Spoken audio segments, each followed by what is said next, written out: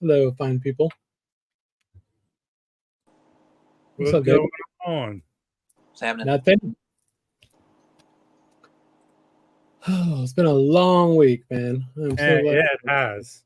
Well, actually, I find when I'm really busy, it's a quick week, but it's tiring. Well, Yes. shit, you had an earthquake and I had a hurricane. Yeah, but after the earthquake, it was in Bakersfield, which is a ways away, 70 miles. That was where Vinyl Richie is. Right. Mine. So by the time it got to me, I just felt a little like this. It was a little rolly one. Yeah. Yeah, I've got an AC unit full of water. Sorry. For the flood? It's gurgling. So is it easy to repair, or does it crash? I'll find out tomorrow. Hey, I picked up a shitload of records to show, but I want to show a Dave record. I'm calling these Dave records. Okay. Because sometimes I just show it to the people I think are going to go, fuck, I want that record. So here's a Dave record. Are you ready? Yeah. Hey, Matt.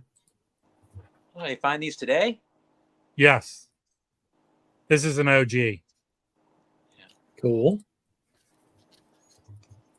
He's on. Do you know this one, Dave? You know this one. Yeah, it's right here. Gretchen Moncore, Lester Bowie, Clifford Thornton, Archie Shepp.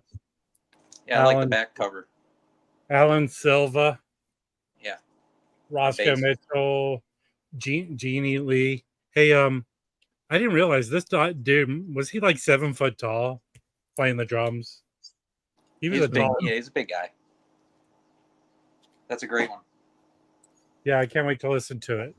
But I must have 50 records to show. I finally listened to a couple of records this week. Yeah, you've turned into the CD bum. Yeah, CD bums.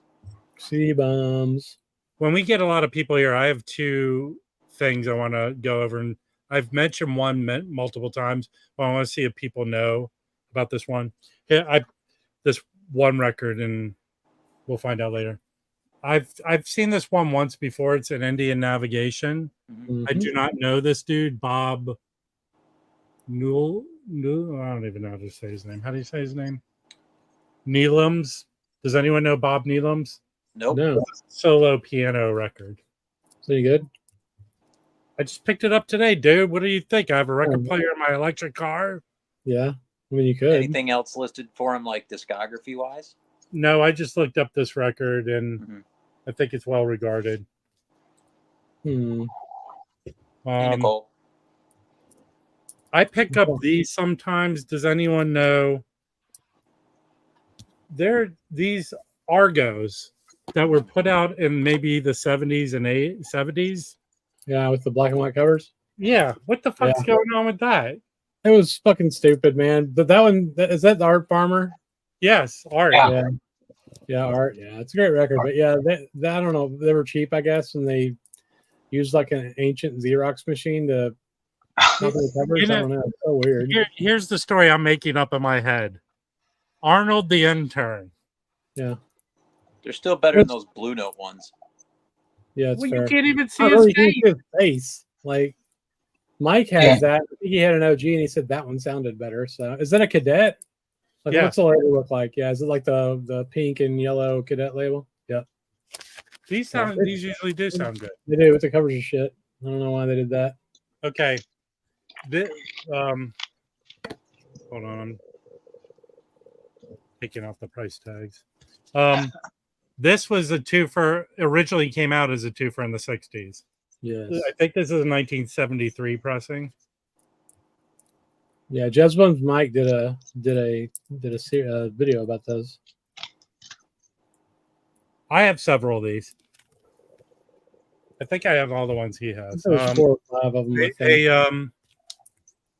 Jazz Bum Chris, I have another one of these that's not. Uh-oh, what happened? Man down, red team go. No shit, what happened? Earthquake. Yeah, maybe. Up in California, could have been. Probably hit a button. Why did you kick me out? I didn't. Do you want my other copy of this? Yeah, for sure. Okay, I'll put it in your file. Is it all fucked up or is it in decent shape? It plays nicely, but I would call it VG minus. I'll just give it to you. All right, cool. I didn't do anything. It wasn't me. This is a Happy birthday, David. Hey, everybody say happy birthday to David. It's his birthday today. Who's I don't know this David. He's one of our viewers, bro. Just say happy birthday. God. David, here's what I'll do, like The Simpsons. Happy birthday, David. Yeah, that's fine. Okay, I got two of the Barry. Who likes Barry Miles? I haven't figured him out yet. I don't know who that is. Don't know him. Nope. I think he's like fusion-y. Oh, Martino's on there. That's cool. Yeah. This is a white label pro. No, this isn't a promo. Yeah, it's a promo. Yeah, it's a good label. So this one is the more sought after. This is another promo. Scatbird. Yeah, I don't see that one very often. John Abercrombie's on it. Nice. Okay, I know. So this is one I know that hold on, I'm sorry. No, I won't show that one. Okay. This one's cool. Nicole might be into this one. Yeah, I like that record. Oh, that's great. Was it just the two of them playing? Yeah. Yep. On Great Dolphin Street. Lou Tobacco. Lou Tobacco. Lou Tobacco's amazing. I love Lou Tobacco. Notes and Tones had sent out a thing on our little thread that Richard Burritt, Byrack, Richie Byrack. He's in need of medical help. Oh, really? They set up a GoFundMe or something like that. But I found this just today, you know, thinking that he posted a thing. This is a white label ECM US. Here's a question for me, but I think Rob, you could probably answer it better. What? We'll look at the screen. Chris, how do I get Rob to start a pile for me? Well, yeah. Chris flattens records for me. What can you do, Big Ian? Yeah. Hey, Rob, this is one that from Byrick that Notes and Tones championed. Oh, let's see. The Helm with Jack DeJohnette on. Yeah, I've seen that before, but I've never picked up any of. I think I might want to have one of his other records. Yeah, George Mraz, and then this one's good. This has Matsuhiko Togashi from Japan with him. That looks cool. This is what Trio Records from Japan, but it's that Richard Byrick. He's kind of straight ahead. Now that you mentioned George Morant, did he mention George? Yeah, on that record. George Mraz. Yeah, that's good. Yeah. What is that on? This is originally, and I think it's on Choice, but released on Inner City. Wow! I didn't know they did a deal with them.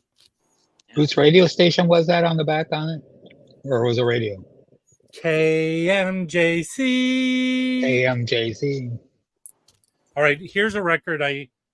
So this really isn't a Milcho Lviv record. Yeah. This really isn't that. So this really is part of Art Pepper at Ronnie Scott's, a live album that you can go to the Art Pepper Bandcamp site and get the CD. It's like a 4 CD set of this week of shows he did at the Ronnie Scott's. And I really want to get the Pure Pleasure put out a box of vinyl. Right. I think it's 7 discs. And this came out in 1980 on the Mole Jazz. Out of the UK. This is out of London, yeah.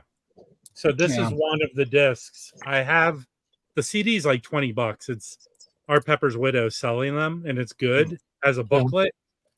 But I want to get that box with the 7 discs in it. Thought you had it. This is one of them. And Chris, what does this mean? Sealed. It means it's warped and got paper damage in it. Okay. I saw this, and it's my thought that this is going to be in that Lee Morgan box that they're going to put out. Yeah. But I found a copy of this. Yeah, I have the same copy. The Kenny Japanese. Rogers. What? Those are good early Lee records. Yeah. On this album, they do.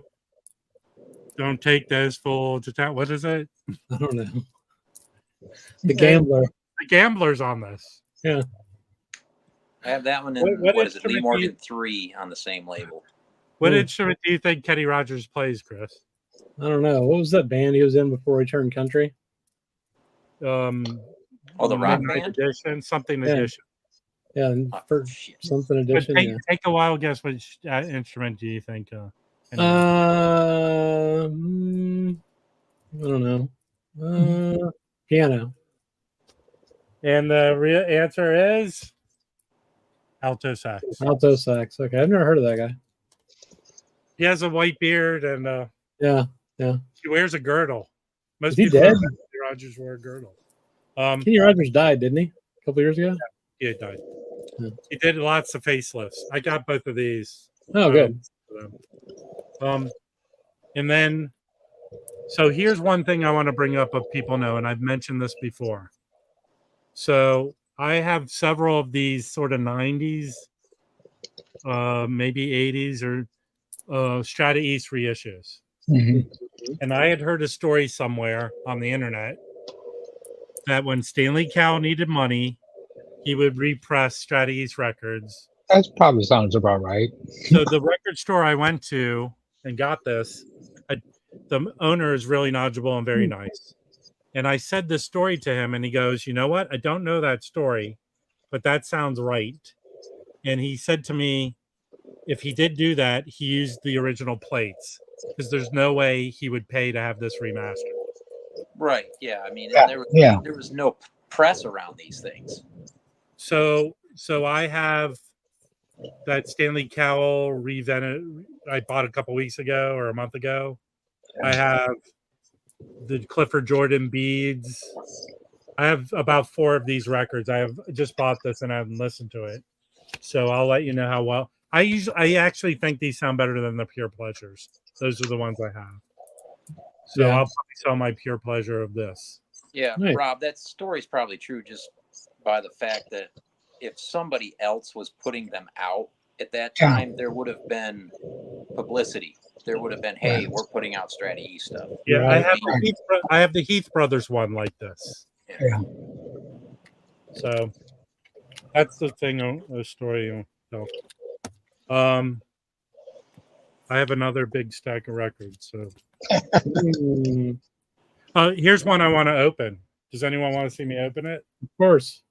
Oh, great record. Yeah. So this is a sealed cutout, U.S. pressing. It's trash. Yeah. Should be fine. Does anyone want to see an opening? Sure, go for it. Okay. Watch it all be warped. Don't cut your finger off. Yeah. I've always used just my thumb. Listen, this thing is done me well. It's in the line sleeve. Is there anything else in here? No. Oh, no. Oh, it's an ECM. It's probably perfect.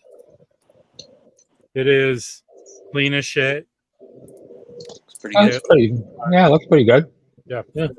I'll let you know it sounds. But I do have the other more popular one. Yeah. I don't know how many albums he put out with the Marine Intrusion. I found that other one in Fingerprints. The Marine Intrusion? That's a weird name. Well, it's almost like a channel. I'm going to rename my channel The Waxed Marine Intrusion. Is that like dolphin sexual assault? Safe and sound in California. Yeah. Safe and sound marine intrusion. You know, right? One time I went to the beach and sat on a seashell, and the doctor called it a marine intrusion. Yeah, exactly. All right. Here's a record I want to try and sell out on Discogs tonight. Okay. This is a fucking fantastic record. from what I saw on Discogs, this is like $10. This is Discogs. It's like a $10 record. So basically, this is Max Roach, Cecil Bridgewater on trumpet, Billy Harper on sax, George Gables, Eddie Mathis, and Ralph McDonald in a gospel choir. And they're singing traditional gospel songs, like legit, the way they're sung, and kind of almost free jazzy behind it. This is a fucking fantastic record. And go run to Discogs and get it. This is a white label promo, but even that isn't that expensive. I remember seeing that. I never bought it. Yeah, I've never heard I it. Do you think buy it? It's killer. You think Ralph McDonald had a farm? Yeah, fascinating. On the farm, he had a marine intrusion. E-I-E-I-O. Oh Yes. no! Yeah, I know. This is another fantastic record. Yeah, it's great. Record. This tags. This one's good too. This is Put in the pile. This is my first OG First Black label. Saint with the OG label. Yeah, And that's Sam Rivers. Because he's right there, right? Probably. Sammy. I originally thought like Sam Rivers was, all the way he's depicted, he looks very angry. I don't think he's that angry of a guy. I've seen him a few times. Was he angry? No. All right.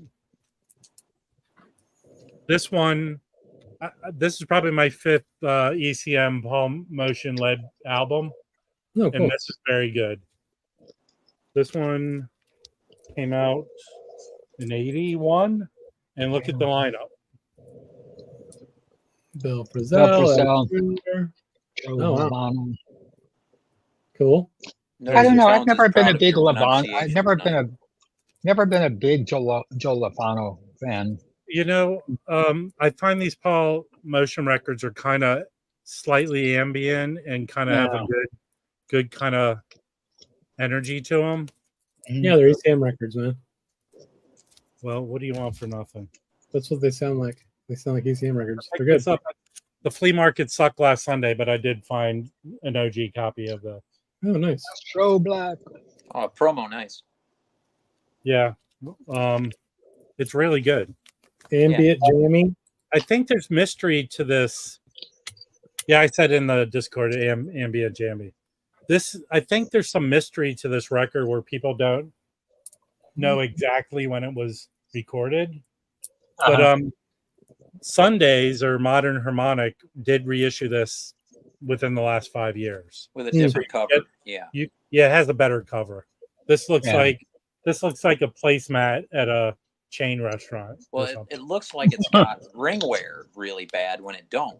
It doesn't. Yeah. It has slight ring wear, but is that cocaine or snow or I don't know. It's stars. Mine looks exactly the. No, it wasn't cocaine. That was Sun Rock. But no it's drugs were allowed. Yeah. Okay, here's one. This is kick-ass.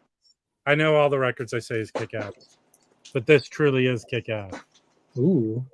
This is a Japanese. I think it was pressed only as Japanese, maybe. This is maybe it got. So one side is G.G. Grace and Cecil Taylor with Steve Lacy, Dennis Charles, and Buell Nylander. Nylander. And they're not crazy. It's really good. And then the second side is the Jazz Laboratory. Yeah. G.G. Grace. It's very good. I kind of feel like I got ripped off when I buy those kind of records. It's like, oh, cool, what a cool combination. They're going to play together. And it's just really one side of one band and one side of the other. Right. Okay. This is a Chris record, but it's good. Ooh. It's real good. What do you mean it's a Chris record? Meaning you love Phil Woods. Yeah. I have that. Oh, Sahib Shah. That's one of those. Yeah, this is them. It's also whatever. Yeah, back in the day, then OJC decided to put out the fancy versions. Yeah, but I mainly picked it up because the Mal Waldron. Oh, that's really good. I think I've got a different cover of that one. Okay, and then I forgot who recommended this last time. I think maybe it might have been Brandon. But Okay. someone can correct me. And I found a copy of it, and it's kick-ass. Oh yeah. I don't remember who was about that. Joe Analog Archive found that. Oh, okay. Yeah, it was Joe. Right. I found a copy for 10. Atomic has another copy for 25. I don't understand the difference, but this is good. So that's all my haul for the last 2 weeks. So you said you like 50 records this show. I lied. No. Yeah, I did wow. find this. I did find this for $5. Does anyone know this record? No. Man with a happy Oh, sound. Carol. All right. Okay. And it's on Charlie Charlie Parker. Parker. But here's the reason I picked it up. A young go-getter is on this record. Who is that guy? I don't know. Is that Wes Montgomery? It's like Grant Green. It's Grant Grant Green. Grant Yeah. Green. I was right. Yay. God, he's Spec- young. Specs Williams. How old is he? What year did they? What? Yeah, what? 62. 62. 62. God, yeah. How's it sound? Have you not listened to it yet? I haven't listened. I've been working all week. It's been hard to listen to records. Listen, Ian, settle down. All right. Question for the panel: which Sun Ra record is a first listen? I don't know. I asked that question 4 years ago, and there's Yeah. several different answers. But get that one that Kraft put out. That seems to be a good one to get. Lanquidity. Yeah. Or God is more than love can ever be. Well, here's why I'm going to say not to get Liquidity. The current version you can get is a horrible pressing. Oh, well, yeah. Yeah. Don't get Liquidity is a good record. The one that's in press is pressed in Transylvania or somewhere, and it's not good. There's a much earlier pressing that's on red vinyl that actually sounds fine. Yeah. That's a reissue. I sold that copy to one of the guys in the VC in Alabama when I got an original. So, Very cool. Yeah. I only got one record this week. Oh, hang on. I was going to answer the question. Sharon, yes. For Sun Ra to start with, I like that crap too. What's the name of it? I can't remember now. The Artistry of Sun Ra or something. Is that what it was? Oh wait, I didn't show this Sun Ra record. That I like. Space is the place. Is that the other one that I have? I think. Space is the place, yes. Angels and demons that play. This is probably a Scorpio 90 Scorpio pressing, but it sounds really good. And side 2 is better than side 1. I think they're two different. Let me find the craft one for Ian. You know, I didn't know. Did anyone know this? Look at the guys playing on here. Julian Prester is on this. Yeah. Julian Priester. Priester. Oh, Julian Priester, yeah. Yeah, you misspelled it, yeah. What do you got? On there, it's going to be a Chicago session, probably. Yeah. It's actually called the Futuristic Sounds of Sun Ra. Yeah. That's the only craft put out. It's from. Yeah, it's actually one I do not have, and I have 90 some Sun Ra records. You should buy that craft. No, that's amazing. You should be the answer to the question. Yeah, well, this is the one I would say. If you want to use a reissue, this is a great one to start with. That just was re-released, right? Yeah, Cosmic Myth Records. God is More Than Love Can Ever Be. His is gorgeous music. Probably my favorite, maybe on any given day of all of them that I have. Beautiful stuff. I'll say this to you, Big Ian. A lot of the modern harmonic stuff is later stuff, and that shit's crazy, man. Yeah, just stream it. I mean, you know. Yeah. What was the record you got, Dave? You said you had one. It's a private press. Cerrone. He's a bass player mostly, but on this he also plays flute and trombone. Oh, cool. Is Dennis Charles on drums and Claude Lawrence on alto. And it's a live performance from 1980 in New York. And it's on his own imprint, released in 81. It's Serious Music is his own label. Now, what's cool is he did this is a nice presentation, nice laminated sleeve. And that's wild for custom a private labels. Press. Nice. Very well pressed. Oh, wow. Yeah. Very cool. and it's still trying cheap. to think, would I have him on something? Where did you find that, Dave? Oh, it's a good question. I forget. I think he lifted it out of Big Ian's pile. Yeah. Oh, maybe. I'm trying to remember. Jesus, I expect we just went over this. So I've been looking for it, and I've run into it a few times recently, and I just can't remember which vendor I got this from. Hey, Big Ian, you can get the one I just shown. Get the modern harmonic one. I think it's out of print on their site, but you can pick it up on Discogs for cheap. Yeah. That's it for jazz this week. I got some other things, but not a lot. Let me go see. I got a few things. Let me see. I'll be right back.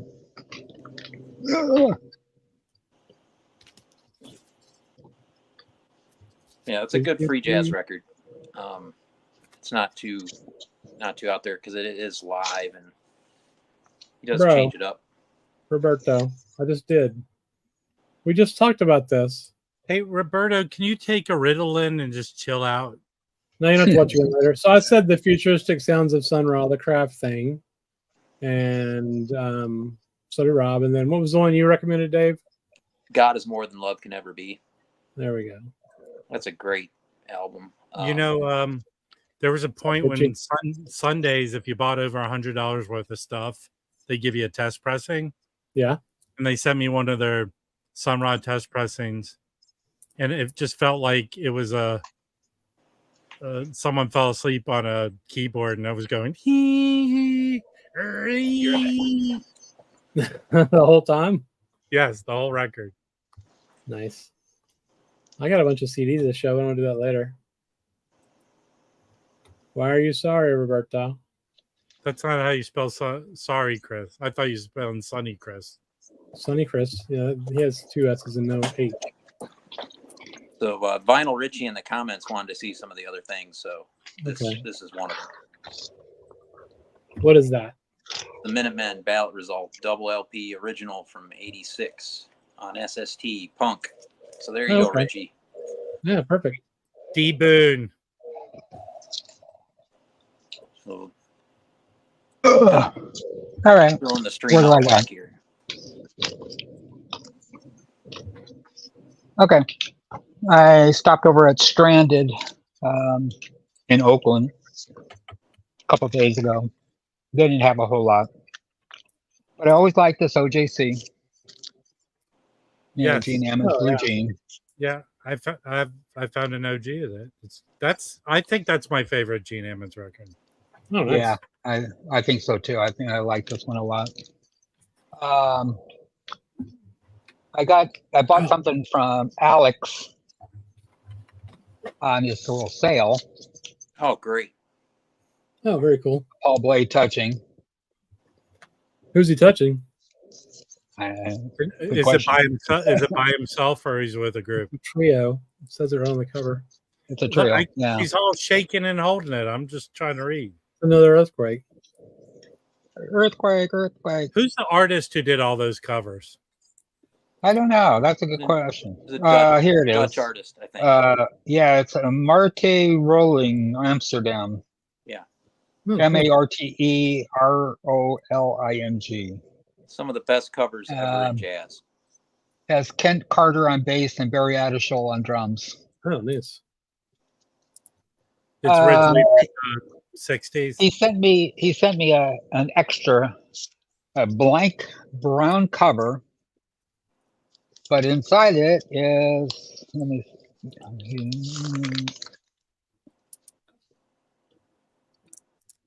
a copy. If I can see it, is according to Alex, it's Albert Eiler bells. Oh, wow. Interesting. Why do you rip the labels off of it? I don't know.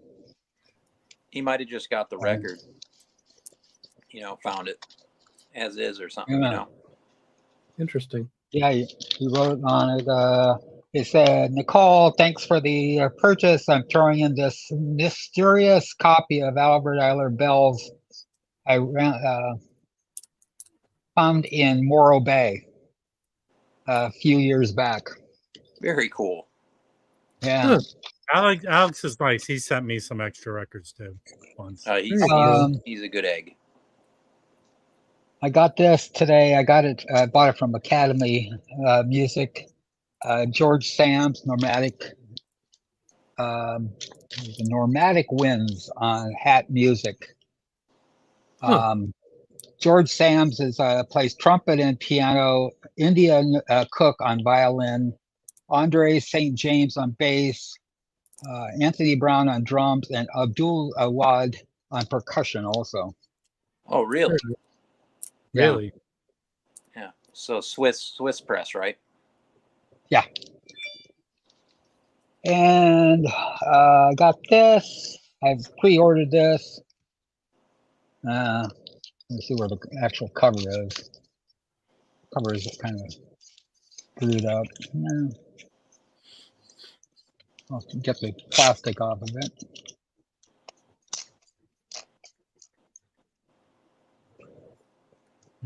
You were supposed to be prepared for this. Children of the Sun. This is it's out of a label called, originally from back in the day, is Universal Justice Records. As Oliver Lake, a bunch of these people were from the Bag group, Black Artist Group. So, Children of the Sun. Wow, I'm not familiar with that one. Very cool. So, what is it? An orchestra or a small group or what? Yeah, there is. Don't ask me how to pronounce it. Oliver is the only one I know. Congo and small instruments. Oliver Lake, obviously. Floyd LaFleur on trumpet. Isaac Rehab and also on trumpet. Azina Richardson on bass and small instruments. Vincent Terrell on cello. Oh, here's Charles Bobo Shaw on drums and small instruments. And somebody named Jewel on poet and arrangements and small instruments and drums. Nicole, was Charles Bobo Shaw in that group based out of St. Louis? Hold on. Yeah, this was all the Black Artist Group. Yeah, so it's a St. Louis deal. Calm down right now, Dave. I will show you right now. Because I have a sealed record and I want to know how they're related. This record is related to what Nicole's just showing. I haven't opened this yet. Oh, yeah. Yeah, I had. Is this for virtually the same band? Yeah. Well, let's see. What is the lineup on that? What is the first song on that? Is this the same record? No, I don't know. A Lover's Desire? No, this is first one. It's called Sweet Street Song. Here's the band. This is a big band. You got Lester. No, because it doesn't have modern electron. This is more of a. This is from '73. Yeah, this was their own label. Yeah, that's a great one. Rob, do you have this one too? Who? Yeah. Whisper of Dharma. No, but I know that OGs. This is obviously a Arista Freedom reissue.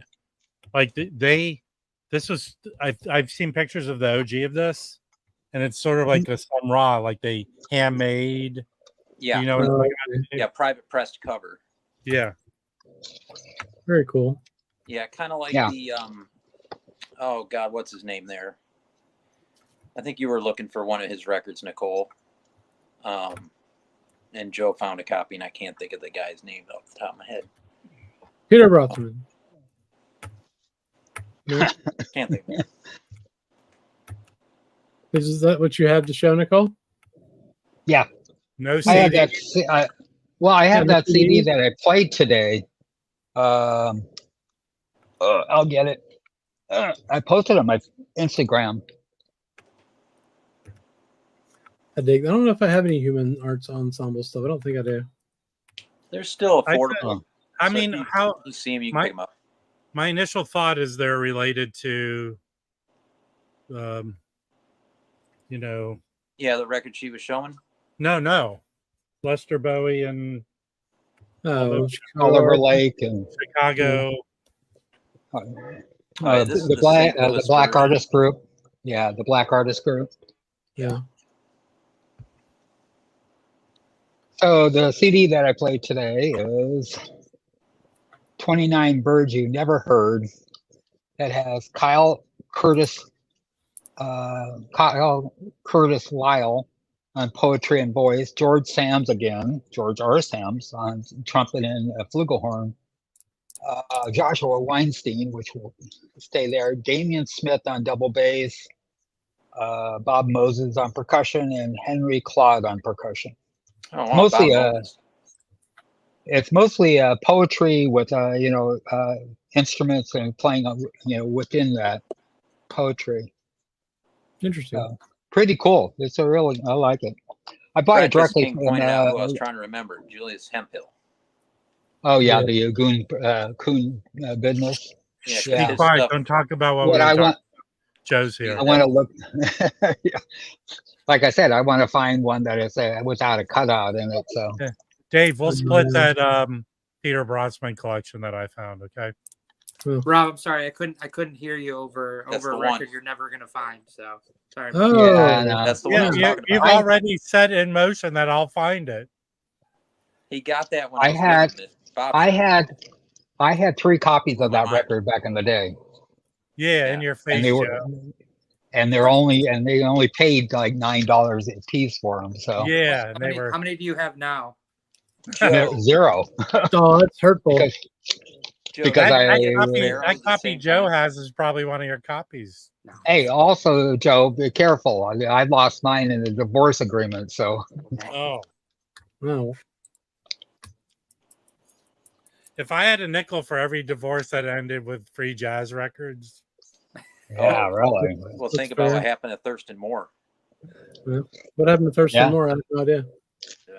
I think Kim got half the collection. Ah, Probably, yeah. I think he bolted to London to try to keep his records.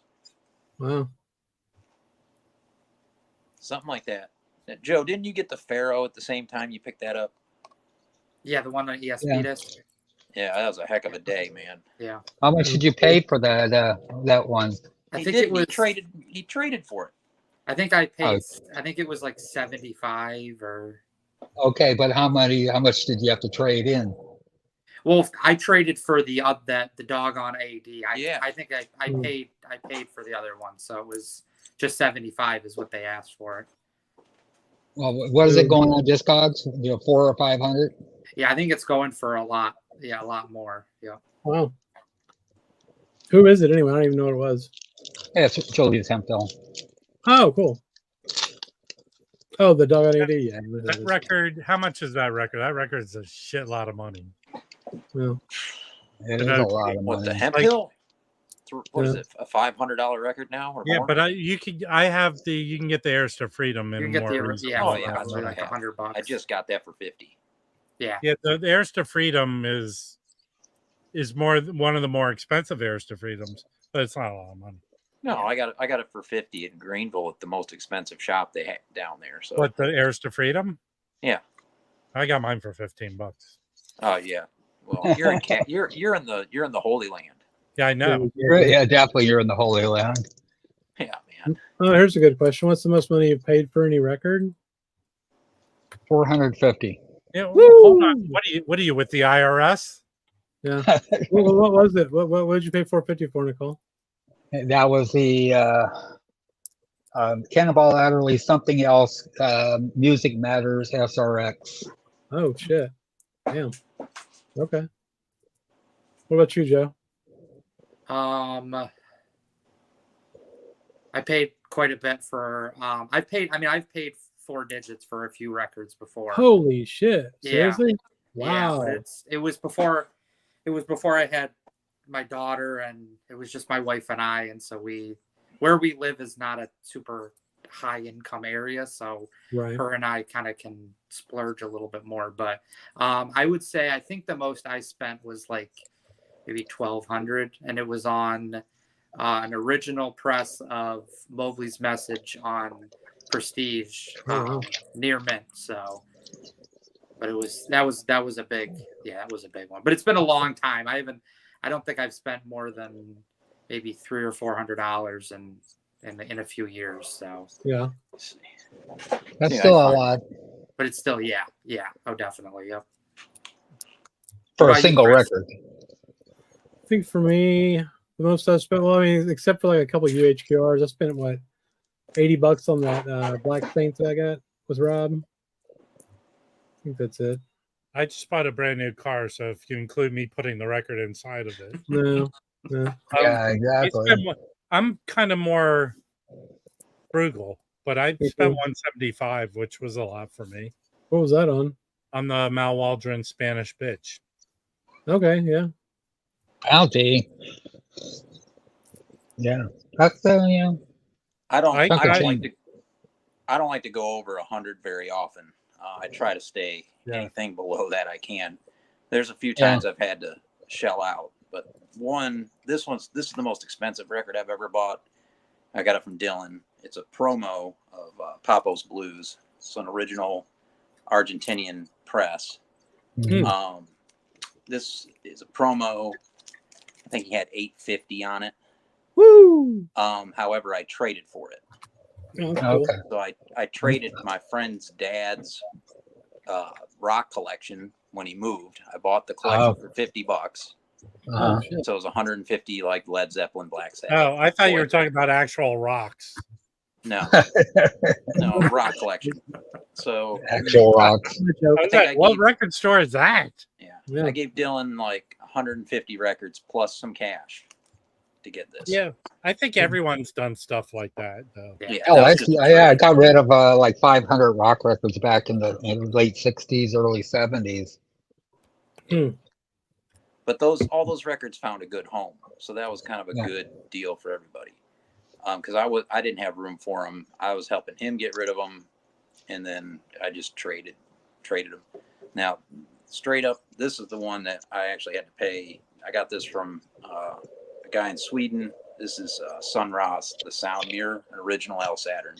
Yeah. So this was 500. That's the most I've ever paid for a record. This. Yeah. Now I can tell you the most I've ever sold records for at least 10 times for way over $500. Yeah. Maybe 20 times. So was that what was the most expensive? Was it that stupid soundtrack you found, the video game soundtrack? Okay, so the most expensive is that the soundtrack I sold for $700. Yeah. The original Tool record for $600. Which one? The double. What is it? With Anema. Anema. Yeah. I found an OG VG Plus record for $4, and I sold it for $600. Oh, that's what it's going for now? No, this was a while ago. I have that record. I found sealed Strata-East records. A sealed Strata-East record I sold for $500. Send me that record, Dave. Oh, you want the Tool? I have all the Tool stuff. Yeah. I wish they would hurry up and reissue their shit and quit being dickheads about it. I only have one Tool record. I think that box set. Did you get the box set? There is a Tool on screen. I want you to guess which one. He has a copy in his hand. Can you show your hands? No. Yeah. Everybody show your hands for the mystery.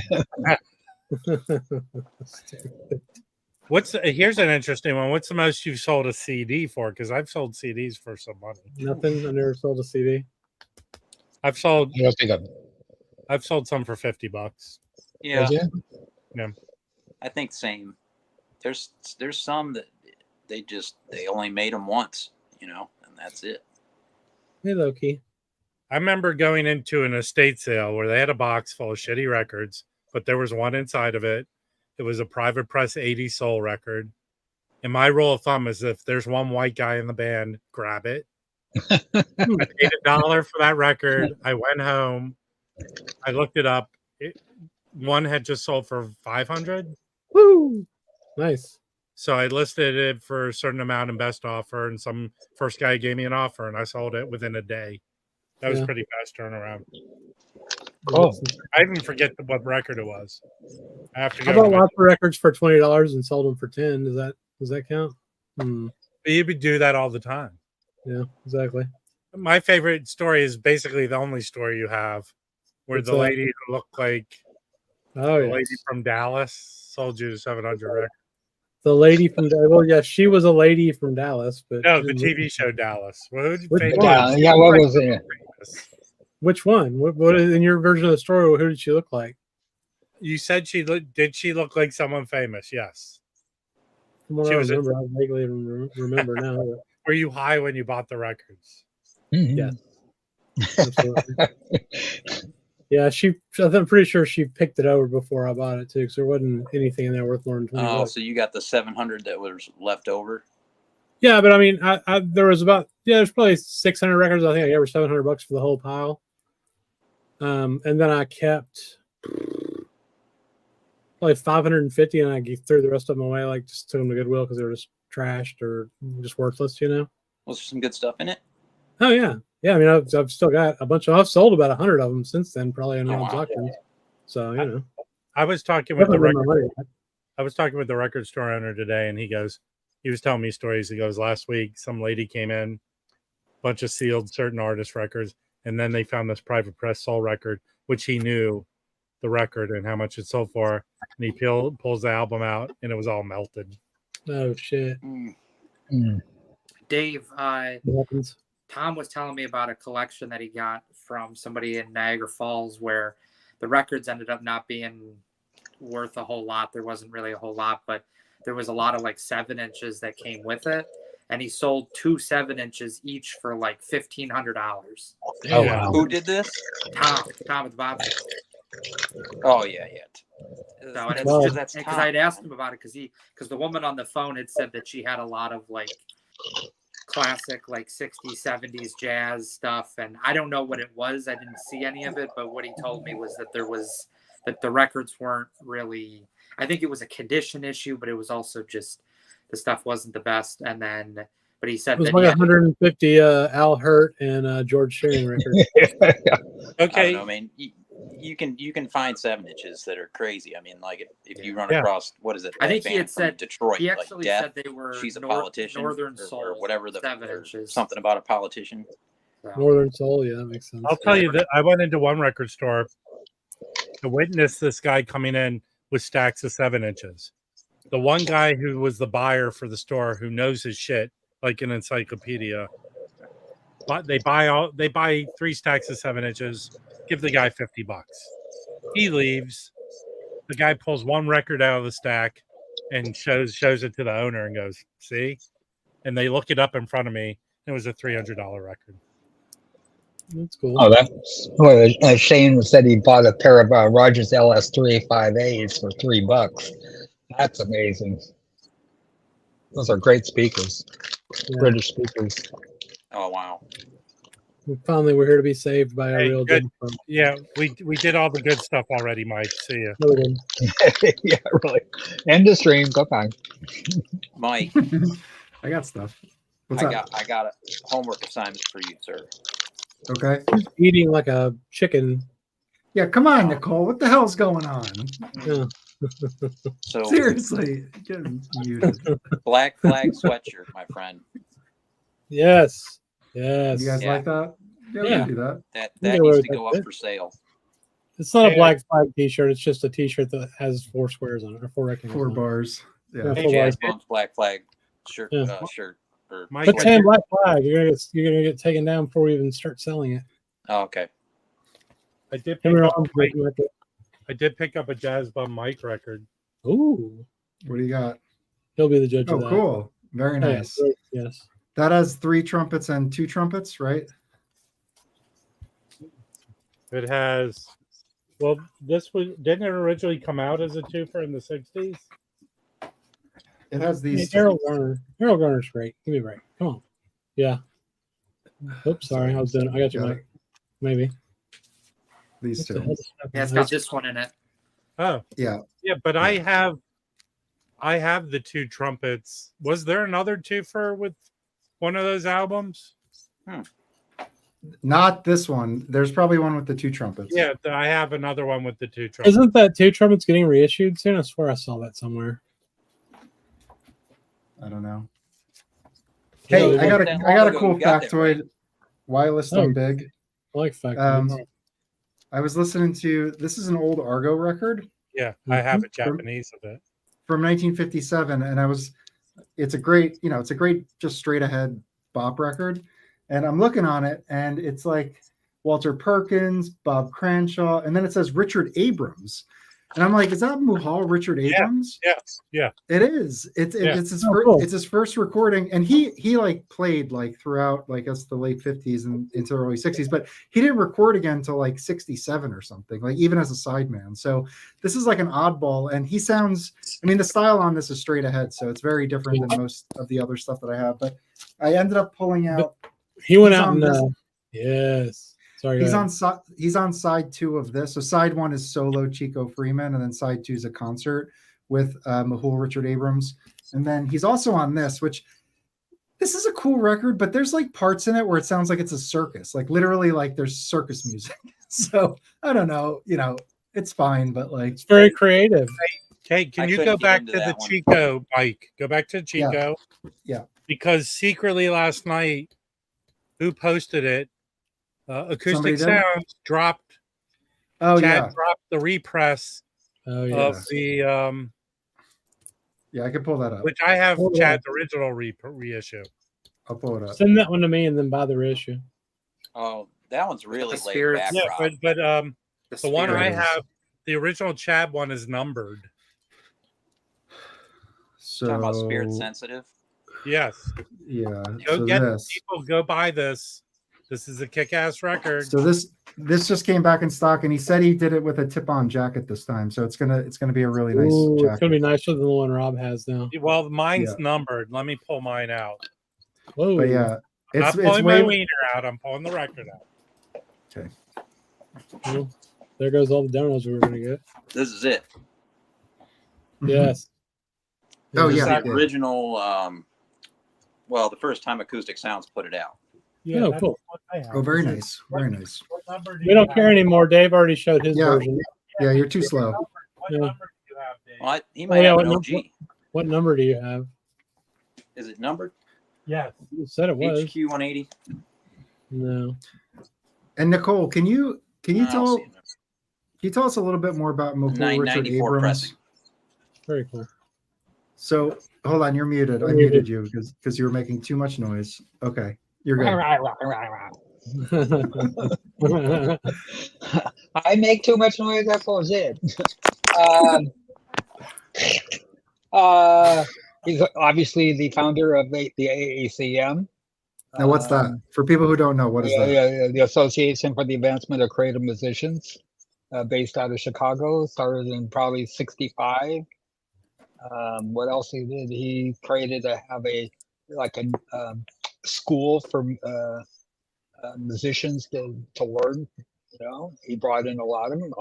Obviously, people like Don Moye and Malachi Favors and Roscoe Mitchell. They were all part of that group. So the one to get, if it is, it's still on. I think is it a Delmark or I think it's Delmark. It could be. Yeah. Young at heart, wise in time. All right, let's pull that up. I think that might be his first lead record. Could that be possible?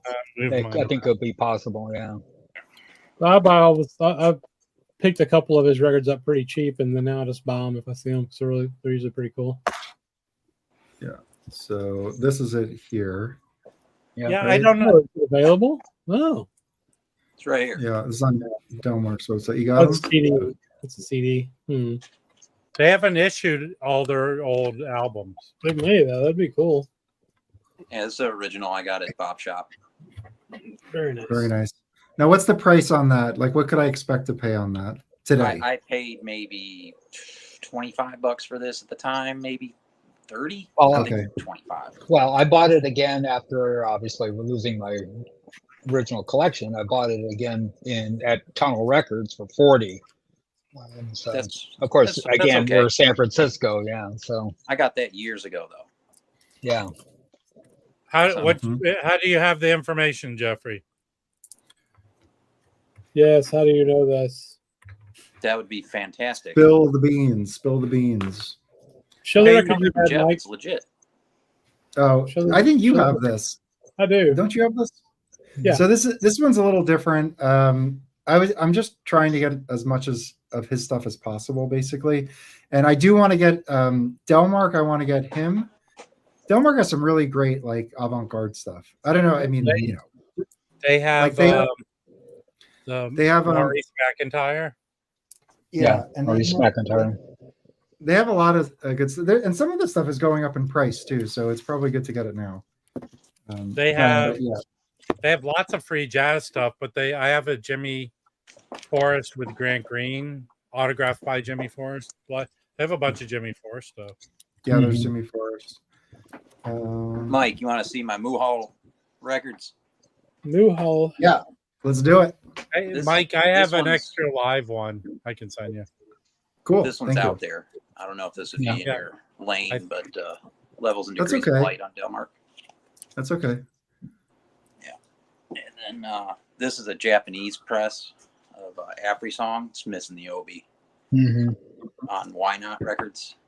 Didn't he do like a solo Afro song record for Indian Navigation too?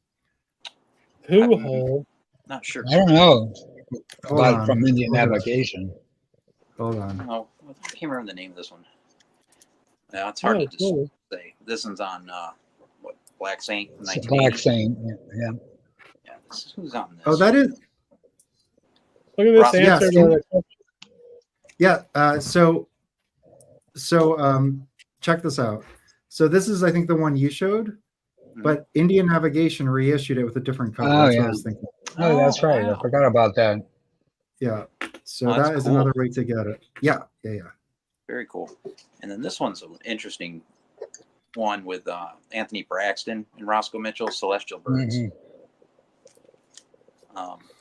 This was on Carl Records in 2019. I think maybe out of somewhere overseas. Cool. Like the hype this sticker. one's kind of out there. And that's all I got for him. I like a lot of out there. I don't like all out there stuff, but I definitely, I like was it Conference of the Birds, like that type of style, where it's still it's not like it's not like harsh. I mean, and I like some of that stuff too. It really depends, honestly. It's really case by case. For me, it's record by record. I mean, exactly. With the free and avant stuff. I mean, there's stuff that can just go in directions that suck. But a lot of it's great. But then, like, there's some Gato records, like that one with Dollar Brand. He sounds like a cat is being. Oh yeah! How dare you, sir? Incorrectly. How dare you? Yeah. Fuck that Gato Barbieri guy. Yeah, I couldn't handle that one with Dollar Brand. I had to take it back. I couldn't. Yeah, I don't know if I have you know what? I only think that Chris likes him so much is an excuse to watch The Last Tango in Paris over and over. I haven't seen that. No, I like him so much because a lot of his records, he goes out there or whatever and plays some wild shit. But on a lot of his records, the bands will just be jamming like some Latin groove in the background, so your mind has something to kind of attach to while you're listening to him freak out. I like my answer better. My answer was better, obviously. Yeah, in a bigger group, it works better. But when it's just him and a pianist, forget it. Yeah, that's fair. Actually, I think I have that record, yeah. Hey, Big Ian, you need to shape up if you want a pile. That response is not good. That is one of the Jazz Bums rule. I was listening to East Broadway Rundown. Is that right? It's the Sonny Rollins one with Freddie Hubbard. Yeah, it's being reissued. I really liked it, but there are parts on. So side one is essentially just East Broadway Rundown, like a 20-minute track, and there are parts where he and Freddie are a little annoying. I have to say, there's like a little bit of annoyance, but that's just a small part of it. The rest of it's fantastic. And side B, I like even more. If you get Sonny Rollins, Our Man in Jazz, which is a live set, that's pretty free stuff. It's with Don Cherry. I feel like. Oh yeah, isn't that on RCA? Didn't RCA? Yeah, it's on our. I don't know what RCA thought of that record. Which one? What's it called? Our Man in Jazz. Yeah, it's cheap. It's like a $25 record. It's not expensive. Well, he did a Bossa Nova record on RCA too that I had that I didn't like, and I saw they did a bunch of those records, like Our Man in Hollywood, which is Sure. Henry Mancini, and Yeah. Cool. Yeah, Big That Am. was nice. Now, Mike, you Yeah, said that's earlier definitely- today in yeah. the chat that he released this the same year. Yes, 1966. LP.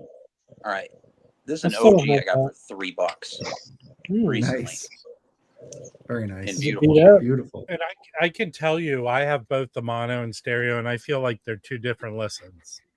Yeah, Makes sense. sometimes That makes sense. I have one of these record stores that if they see it's a soundtrack, it's going to be $1 or $3. You know what I mean? Well, no shit, Rob. One of them's in mono and one of them's in stereo. That's the Hey, difference. why don't you go back and listen to the last Tango in Paris?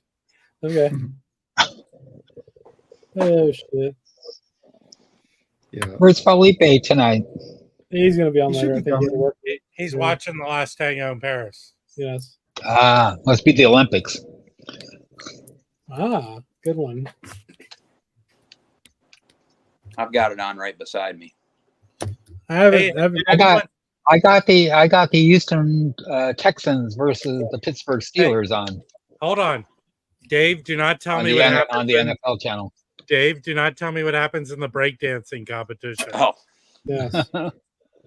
I didn't know they were doing that till today. Oh, that's an actual thing. If they Oh Yeah. yeah. Oh yeah. Yeah. fun. It's like called I think they're- B-boys or B-boys or something.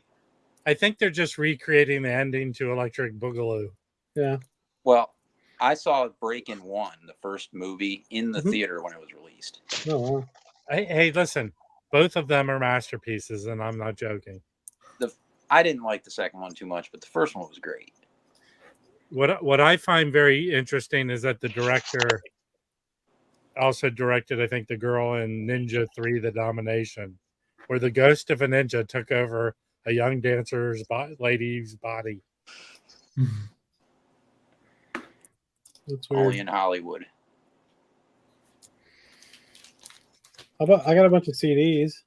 Yeah, Let's Chris, see. I was about to say, you're probably going to take an hour showing CDs. You look like you Only got if a you lot. pay attention and comment, because Mike at Notes and Tones was supposed to be here for this, but he's not. Okay. Well, I'm making knows notes. what I to got a do. couple records, but I got to make some notes before I show them. Well, okay. Notes. Just talk about it. Read the screen. What the fuck? No, I got to do it. I got to do the notes. Anyway, show some So, CDs. Roberto brought up your Shell record review. Talk about My that. what? The What? Sinatra. Oh yeah. Yeah, it's look, I feel like it's not going to be everybody's cup of tea because of when it was recorded and the style that Sinatra has at the time. It won't be. Like some people will get it if they get I think they'll appreciate the sound. It's mono. It sounds so much better than the one Impex reissued first, the 33, just the regular one. It's a huge gap. I mean, that one I thought sounded significantly better than the original, which it does. And just this one step, it just is so crystal clear. Like it just sounds absolutely like perfect, like crystal clear vocals. It's just unbelievable. So I think there's an appreciation for that. There's definitely a historic aspect to it that people can appreciate. This is just when the tape, like magnetic tape, was starting to be used. But the style, I mean, it's not going to be everybody's style. I mean, I like the early Sinatra stuff, but it took me a while to like the early Sinatra stuff. I fell in love with his Capitol stuff and then the Reprise stuff, and I focused on that for a long time before I really started thinking that the earlier stuff was cool. And now I prefer the earlier stuff. So for me, it's a great release, but just know what you're getting into. It's not going to be, it's not going to be like the stuff you hear like usually used in movies and elsewhere in pop culture. It's going to be the earlier stuff, but it's just incredible. Like it's a mono tape. It sounds, there's a nice sound stage. It's recorded in 1949. So like just to hear it's 49 released in 1950, just to like hear that era. And then what's great is it's more than just the music. They do, there's at least like 20 minutes of just the tape rolling and the engineers, Sinatra, the musicians, the arrangers, all just communicating and talking about what they want to do, how they want to set everything up. And it's a fun listen, it is, but it's going to be expensive. So, That's but kind of I similar to highly that Sonny recommend it. Rollins box that came out. Okay. Where you can hear the back and forth. I lost Yeah. interest when you said Sinatra. That's fair. Totally fair. But anyway, the review's up. I go into the history, and I love that stuff. And he has a storied life, so it's just fun to go into the history of it. I've always wanted to do a Sinatra video, and this gave me the like excuse to figure out and focus on a specific aspect of his history. Mike, where did that label have those records pressed? RTI. So RTI on that VR 900 Super Vinyl, 45 RPM and one step. No. Yeah. Mike, Which is all hype. Those are all like hype words, whatever. I mean, it's not just hype. That's actually the process. But like, that doesn't matter if it doesn't sound good. The thing sounds incredible. So whatever they did, they could have done whatever. It sounds nuts. Okay, It sounds so good. compare it to you have the 33 that they originally put out, right? Yeah. Yes, I just said this, Rob.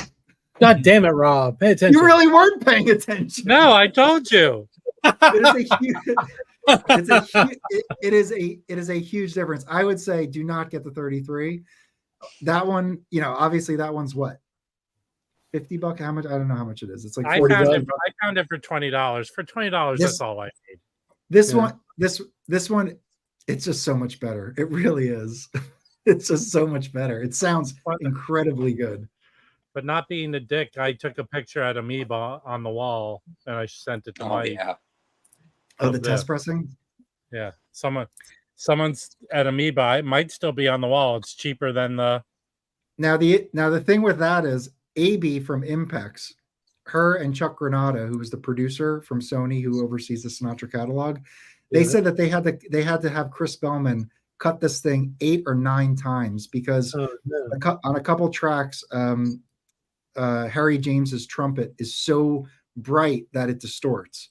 So it just took forever. So that test pressing might be one of those ones. Ooh, it's a garbage test pressing for $100. Yeah, so you get a garbage test pressing. Well, it's a garbage record. It was interesting when you showed that photo, Rob, because I knew right away that was Amoeba because of those wooden blocks they use with the up on the hangers, and then some guy comes out with this giant pole and then pulls a record off the wall, puts it behind the counter, you go pay for it, and then he's gone to the back and put another Rare's Piss record up on the wall, and it happens all day long. I don't know if it's the best way of having wall records, but I've bought wall records maybe 3 or 4 times there. Yeah, but they're always nice. I mean, I've looked at more. They're always nice because you want to see what quality they're in. Mm-hmm. I just want to know what's in the back, man, because every time someone gets something off the wall, another Rare record goes up. There immediately. But my feeling that store is the number one store in LA. It's the number one store in LA that process records like every day. The amount of shit that they're getting in there, because I'll be admitted that McGill Abdul whatever the hard records to find. I found that for $15 there. It was $15. That record's impossible to find. They can't always know what they're putting out on the floor correctly. Yeah. That's Did fair. you see Alex's comment? What?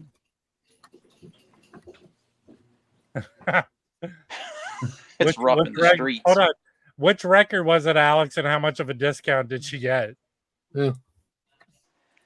Oh man, yeah, they're up there. I mean, it's way that pole is long. way up there. You know what? That should be the next Olympic sport for the next Olympics. See, I won't even buy those. I won't even buy those records because I don't want to actually have to talk to anyone when I'm in a record store. I don't really like interacting with people. When I went in that place, Rob, I had a problem because I didn't know where to start. Well, I'll tell you today. That is the problem with Amoeba, is that it's just so big, you just get overwhelmed by it. And Sherv was not impressed because he's like, this is so much smaller than the old place. Yeah. And I was hold still on. I'm going to tell you, other than the upstairs part of the old place that had the video, the DVDs and such, and maybe that back room area that was really weird to go into, it's huge. I hung out with rock star Joey Gallio today, and I took him there, and he wanted to go there because he hadn't been there yet. And he goes, wow, this is big. It's a record. You tell me most record stores are not that size. They're not. It's huge. Yeah, Even the one now, it's huge. It's gigantic. And I know every corner they put records in. There's 4 places they put brand new inventory, like used records. And I hit every spot. I probably go there twice a week because I work nearby. And there's always new stuff every time I go in there. I was impressed with how easy it was to park in that deck around the corner. Right. Well, I'll tell you this. It is better for that reason. That old parking garage was like Calcutta or something. It's a very easy to park there. There's always spots. You walk right in. They validate if you buy something, buy a $1 record. You always win there. It's always a winning experience. I felt horrible though, because when we went to check out, I can't remember who was in front of me. I know Alex was in front of me, and Danny and Andrew from Tales from the Crate. And they all had I'm talking stacks of records. And they're all paying in cash. And I'm the next behind them. But in between us is one guy, and all he's buying is a T-shirt.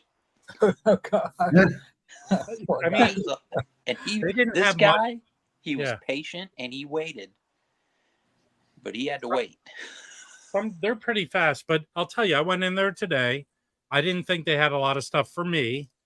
And I still walked out with these two records from Amoeba. Yeah. Yeah, and I never see that Rand Blake. Yeah, and it's on Solenote, and I found that. And this was $10, and this was $5. Yeah. Nice. Excellent. It's always a good time there. They'll take your money. They like it. Oh, yeah, of course. Yeah, even the CD section blew my mind. I was like, oh my God, where do I begin here? Yeah, I mean, huge. And you'll find, like, I go into the jazz CD section every time because I'm willing to, if there's something I can't find, tons of stuff you've never seen before. Yeah. I haven't been to the one in LA yet, but the ones here in Berkeley and San Francisco. The Berkeley's smaller than San Francisco. Which one was the bowling alley? The one in San Francisco. That's a big one because they gutted a bowling alley. Well, back when it first opened up, I remember that first time it opened up, we were all in line, for the opening of it. And at that time, they had a separate section for the jazz and classical. Mm-hmm. And in the last, 5 years or so, they migrated all the, jazz into the big space, which drove me crazy because I like that separation. Mm-hmm. Same thing here in Berkeley. They did the same thing. Okay. Dave, the cool thing about the one in San Francisco is that when you walk in, you're like above everything. Yeah, and you walk down these like stairs or like a ramp. It's a ramp, yeah.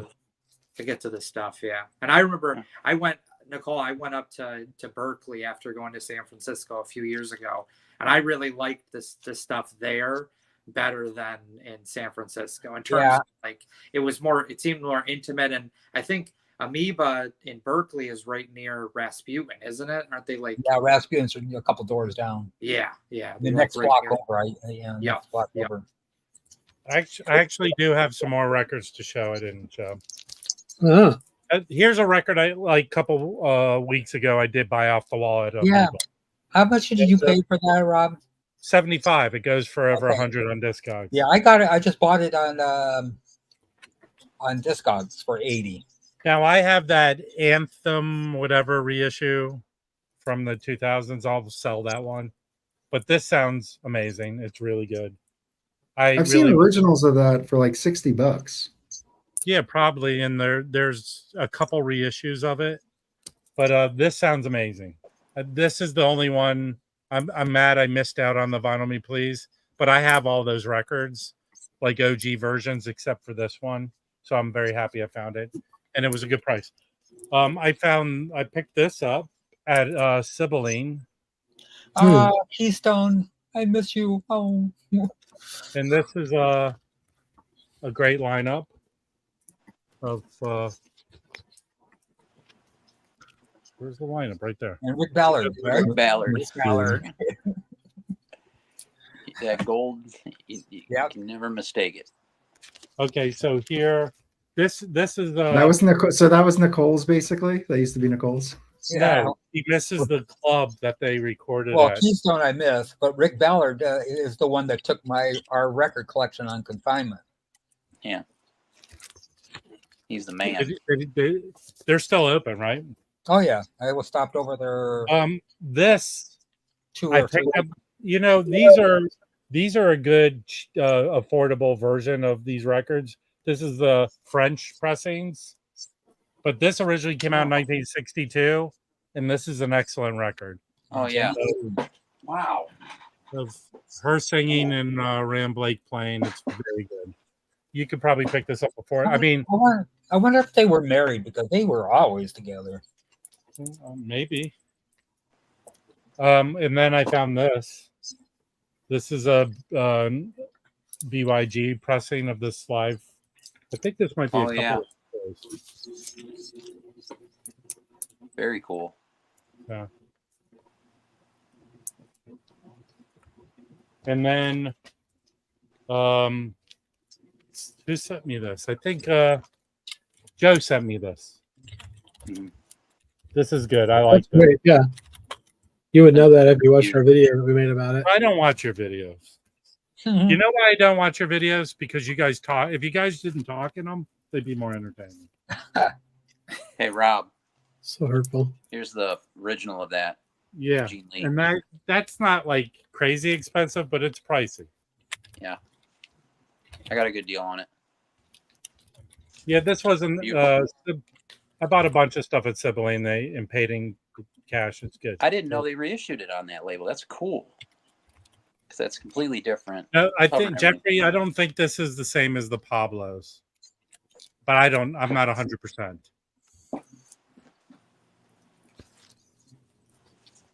Well, get this record. I was surprised how good it is. Yeah, it's really good. Go watch the jazz. Yeah, we did a Moment. review of it. Yeah. Put a link to. I felt like I was too harsh on Al Foster on it because I kept saying that he was in his 80s. I think that's why Jerome didn't tell anybody we did the video. I think it's your fault. And get this record too. Bad brains. Whatever. Fuck around. That's funny. Oh, shit. I think there's truth to that. Yeah. Possibly. I don't know. Oh, man. Rob, do you upset the neighbors when you're rocking out to Bad Brains? No, I mean I don't blare my stereo, so. Oh, okay. Rob, how many Soul Note and Black Saint records do you think you have at this point? I would say at least 50, 60. Oh, nice. Yeah. I mean, here's the great thing here's what I feel about the Soul Notes. I think they're undervalued. I think record stores don't really, I mean, if they look them up, they price them maybe accordingly. But I think right now they're great bang for your buck. You're not going to really pay on average over 20. I always called it the Blue Note of the 80s. Yeah. Nice. Yeah, I mean, I've yet to find a real bad Soul Note record. Black Saint's the same way. Yeah, I mean, I mean, I don't know if they're even related. Are they? Yes. It's the same There's company. a few I'm hunting, like the Paquita Carols. I think like Yeah. it seemed like the AACM artist recorded for Black Saint, and then which isn't like a strict rule, but it seems like that they tend to put them out on Black Saint, and then the other artists are on Soul Note. Black Saint was the more adventurous stuff, right? The more adventurous stuff is on Black Saint. Yeah. I just buy them all if I see them for less than $15, pretty much. You're right. I typically see them for under $20. Yeah. Usually 15 is a good price. I see them. But I mean, like I got a bunch of them at that show. The guy wanted $10 a piece for them, and I bought 5 of them and got them for 8 each. So that's great. And they're like always like VG plus or better. Yeah, I feel like. Yeah. I want to show one record. I want to talk about one thing again for people who weren't here earlier, but I want to show Mike one record I picked up. This one, Mike. This is an Indian Navigation. Have you ever seen this one? Good, Loki. Me, Mike, or Notes and tones, Mike. Well, Who is that? Who is it? Now, What's the name? it's Bob I don't think so. Nalums. Office. You know so. the Notes and Tones? Nah, I don't. It's a Someone solo. cares about your dumb record nobody's ever heard of, Rob. Listen, suck an egg, man. Where's it recorded? Is it a live session? What's the deal with it? It was recorded in Jazz Bum Chris's. Oh God, here we go. I don't look. I just threw it over there. I just showed it. It's But the fine. one thing I wanted to bring up, if anyone knows this, the story I've heard. is God, you're these- so sorry, man. yeah, but I just want to know if people have heard this story. Everyone's heard the story because you told it 15 times. What's the story? What's the story? I don't know it. I don't know it. What's the story? Mike doesn't know it. I'm That sorry. Jazz Bum Chris fell on a seashell, and it was a marine excursion. Chris, that was from Chris, the can you- earlier. That was from the earlier Yeah. episode. Hey, Mike. Here's the story. The last time, I promise I will tell it. Okay. I have 4 of these 90s, 2000s, whatever pressings of these Strata-East records. Yes. The story I have heard is when Stanley Cowell needed money, he would reissue these records. And then I talked to a record store guy today, told him the story when I found this at his store. He goes, "That sounds right." And he goes, if it's true, he probably didn't even have them remastered because that costs money. And he had the metal work, he just repressed them. So, and my feeling is these are better than the pure pleasure versions that I've had. I will listen to this and see if this is better than the pure pleasure, but I can't imagine this is a needle drop, if anything. Right. No, Now I think The original you're has- pretty has a- right on. the original has a textured jacket, so that's going to sound better, definitely. Yeah, And obviously. and it was cut horribly. Yeah. Mike, Just cut there off was a that question. I'm in the retiring comments. that story unless you want to privately listen to me tell it again. For $50. On your Patreon, do you have a Patreon? You could do a Patreon. My Patreon is called Marine Excursion Safe and Sound. Hey, Mike, there was a question in the comments about this record. I saw pop up. Somebody was asking if the Japanese press was cheaper than the original. Because I think Nicole was For this? showing one of them in the series Yeah, I earlier. can. Right. Okay. This I is the don't- Japanese. It was much. Yeah, it was much cheaper, Oh yeah, absolutely. All I the would have to Japanese admit- ones. and it How much is sounds the incredible. original of that? That's expensive. Yeah, but this sounds really good. The Japanese pressings are just as. I mean, if you can get them over the Dutch, then go for it. Because You Alex was just never selling see them. you never see the original Fontanas. Yeah. Not in I the have the States. Japanese Oh, press. it's just Those are not- Japanese. like yeah. any I think because I think Alex had a bunch of those that he was Yeah. selling But they're I all bought Japanese a press. few weeks, and it's all Japanese. And anytime I see something show up, it's always the Japanese from the '80s. It's never anything because those original Fontanas were probably they've got to be a few $100s at least. I have some of them, Joe, but not many. Yeah. Not many. I have the Archie Shep one. I have a Japanese reissue of. Chris and Felipe got it for my birthday. Which one? That was cool. The Archie Shep one Oh, yeah. that you got me.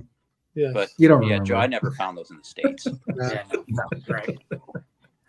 That's I right. have a few records. Can I show a few things? Yeah. I said, and also, I'll drop a link to your channel if anybody doesn't subscribe to Analog Archive. You just posted a video today, right, Joe? Yeah, I show a few records I'm going to show are things that I have Okay. gotten since the last time I was on here. So I went to Boston a few weeks ago again, visit a friend, and 2 places worth checking out. I know Dave is familiar with one, Want List, Dave Belson's shop, consistently great prices. He finds rare stuff, especially jazz stuff. You're really hard pressed to go there and not find something in the bins that is really good. I know all of you would love that. And then more of a curated place, newer places. Well, both of them, I think Want List just opened a shop, like an actual record store earlier this year. And then there's this place, it's called Music Research Library. That's in the city. It's in Beacon Hill that opened last year, and they were originally in Rhode Island for a number of years. So they just moved up to Boston. But I found two things, one at each store. So this one was from Nice. Wantless Records. This is called More, and it's Giuseppe Logan. It's his second record on ESP disc. The first one was just called Giuseppe Logan. I think it was Quartet was the name of that one. But this one's got a killer lineup. He plays alto, bass, clarinet, flute, piano. There's 4 tracks. He plays a different instrument on each track. Don Pullen is on piano. Milford Graves, drums.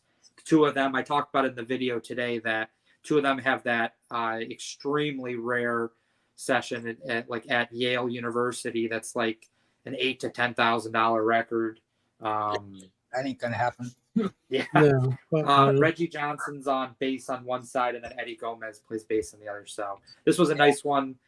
Good price. Sounds great. They've also got listening stations, which is always great. I don't understand shops that don't have a listening station. I don't expect, unless the only people that I feel like that it will appeal to are either people that don't really care the condition or they live local and they have the ability that if it sucks, they can just bring it back.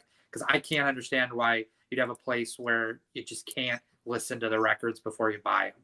Especially when it comes to stuff that I like, free jazz. Most of that stuff you can't find anywhere online. And so I'm not going to just blind buy a record for $50 because there's nowhere to listen to it. So this one was from Music Research Library. This isn't really jazz. I mean, it's kind of a jazz. It was in the prog section. I don't know if any of you have seen this. It's called, what is it called? Honey. I think Honey Yelp might be the name of the group. It's this French, like prog, but this one is more like jazz leaning. And it's actually killer. I don't really know how to describe it, but it's got like this like jazz rock prog type approach to it, but it was killer. So I grabbed that. Anything like Soft Machine or so, or Gentle Giant? It's a little bit like that. The one thing about that one that kind of drew me in was there's a guy on it, Pierre-Yves Maury. He plays the clarinet and the tenor sax, and he's very like forward in the recording. Like most of the tracks he features pretty heavily on. But yeah, it's got this like rock type sound to it, but again, like jazz. So it's a pretty cool one. I think you can listen to that on, like, even if you just go to like the Discogs listing, I think you can listen to at least one of the tracks. And then this just came in the mail Wednesday. Being a huge Peter Brosman fan, this is one of the last ones I needed to find, so was able to find a copy in Germany. I will definitely say, I mean, you can see this on Discogs. If you go to any of the FMP Brosman ones on Discogs, almost always there's going to be a German copy available, and it's going to usually be significantly cheaper than anyone. And this was, I think, this was like $50, and the next copy was like $80, $90. So it's really nice shape. UPS shipping, so it was relatively quick as well. But this is just the trio: Brosman, Van Hove, Bennick, and it's after they kind of after Albert Mangelsdorf had kind of left the group. So. Hey, Joe. So 5 or 6 years ago, the Yale University. Yeah, I got that. I had a guy in Miami offer one for sale for $300, and I passed. Oh, man.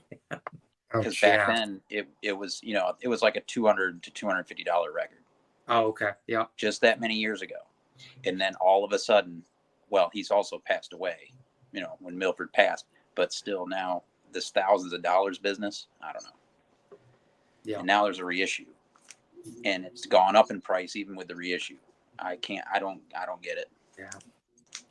Hey, Joe, this is the other one you were talking about, right? Yes. Yep. That's really great too. Yep. Yeah. And then I have this one too. Yep. Nice. Nice. Is that a U.S. or Japan? This is U.S. Nice. And yeah, and on that one. I'll get that. Oh, I Nice. need the buyer now. Mhm. Put it in my pile.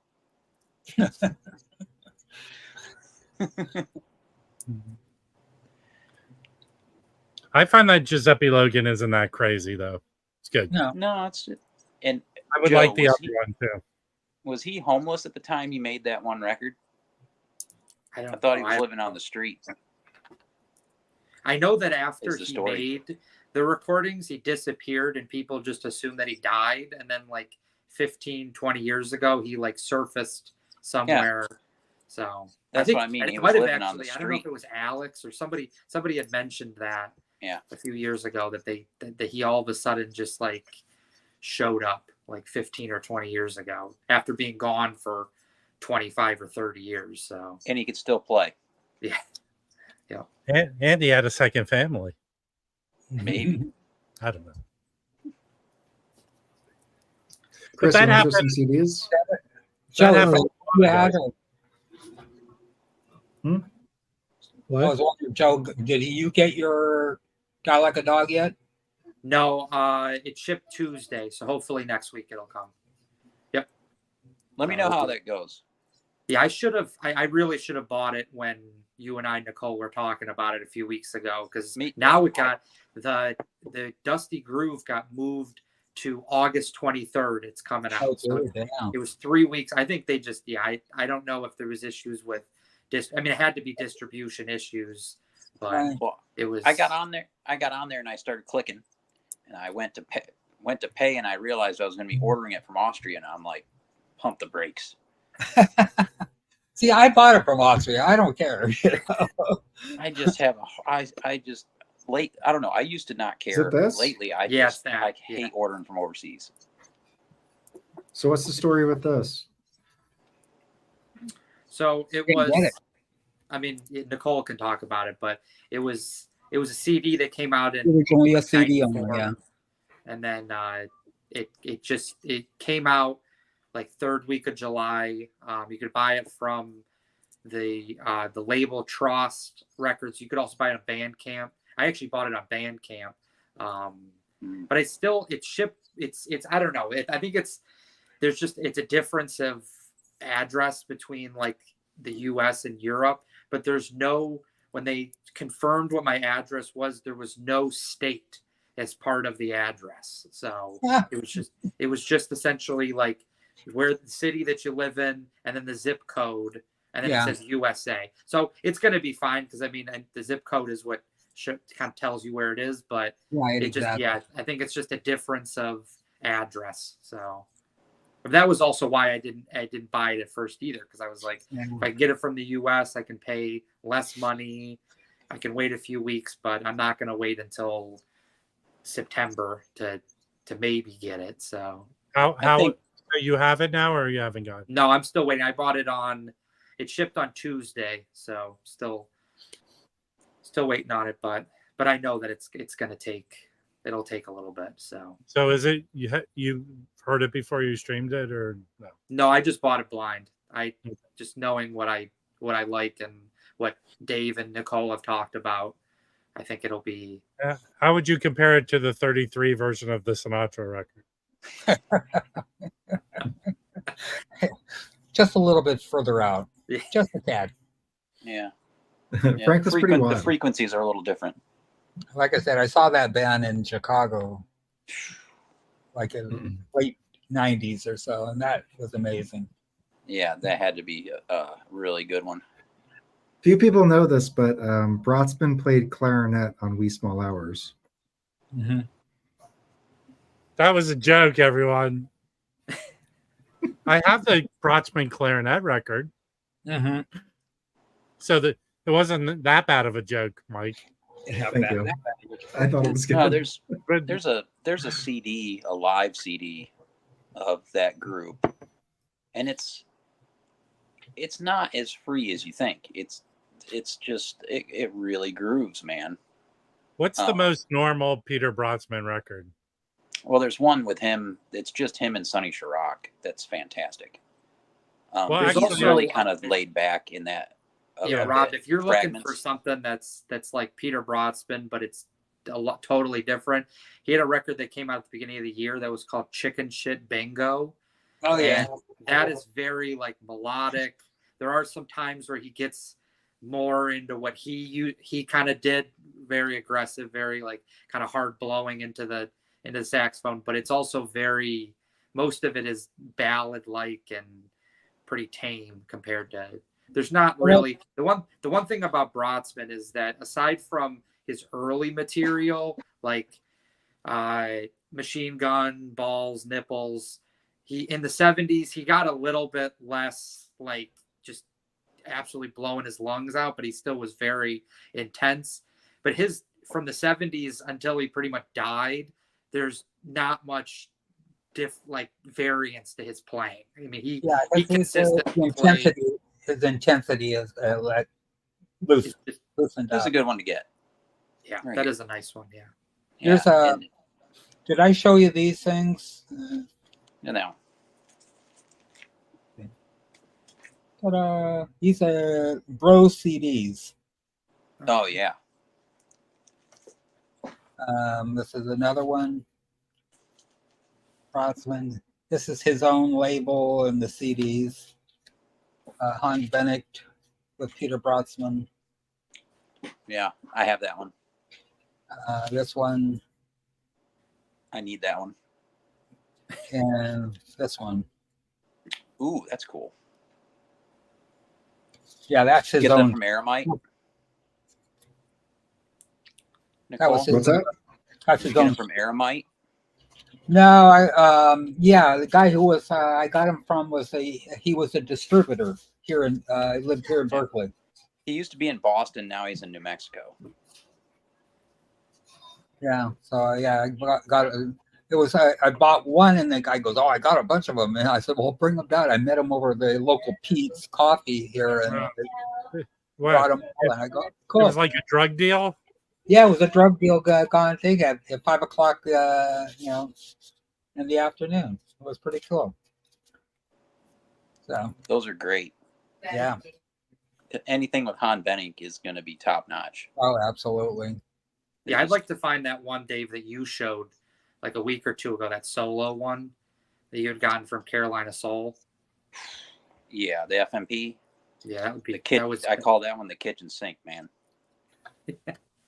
well, I found this one, Dave. Let me see if I can find it. I think it's right here. I talked about this one a few weeks ago. Oh yeah. Haas and Company, but Han Bennick plays mostly the clarinet on this. Yeah, he played piano. He could do it. He could do whatever.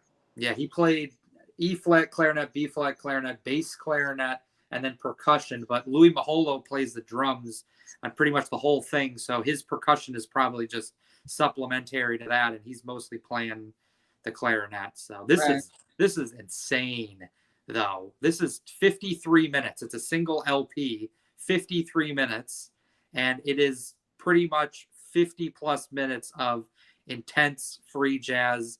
There's like a few points on each side where they it's almost as like they need a break for a moment. They calm down, and then it's just like it just goes to the sky again. So this is really killer. That's probably going to be one of my favorite finds for the year. That's a hard record to find. Period. Yeah, that's the one you want to do is play when you have your relatives, your wife's relatives over to get the in-laws out. Yeah, dinner's over. Goodbye. Well, my in-laws ask a lot about like what stuff I pick up, especially if I go over to their house, and I'm like, I don't think you want to know the stuff. You don't want to know. It's very cool, Joe. Yeah. So, what's up, Mike? What are you watching? Oh, you're muted.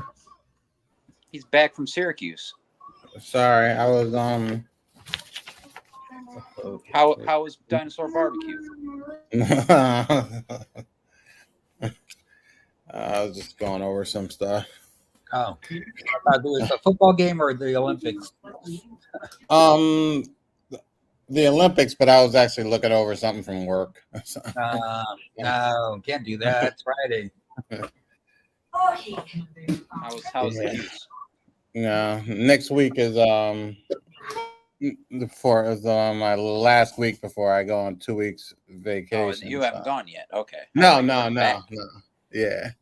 Oh, When does she go up? What, the 20th is? Yeah. Okay. 20th. Cool. oh, you still Is she got time. excited? Yeah. Yeah. Yeah. That's cool. Yeah. Pretty cool. It's exciting. So yeah. Has she met her roommate? Has she met her roommate yet?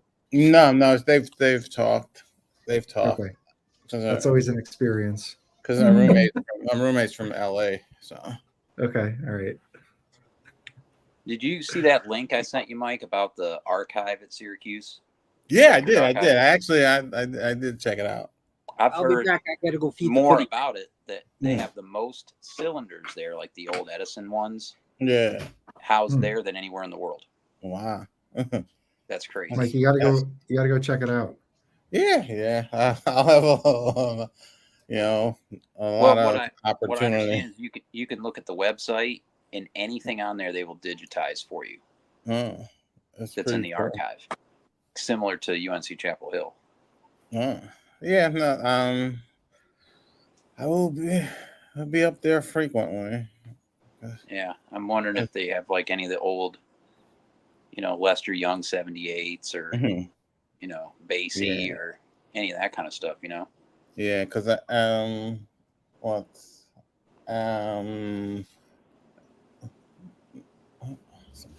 sorry. Back will be August and September. We'll be up there. So okay. Yeah. Oh man. Is this it here? The Belfer Audio Lab and archive? Yeah, I think that's it. Yeah, the collections of recorded sound. Cool.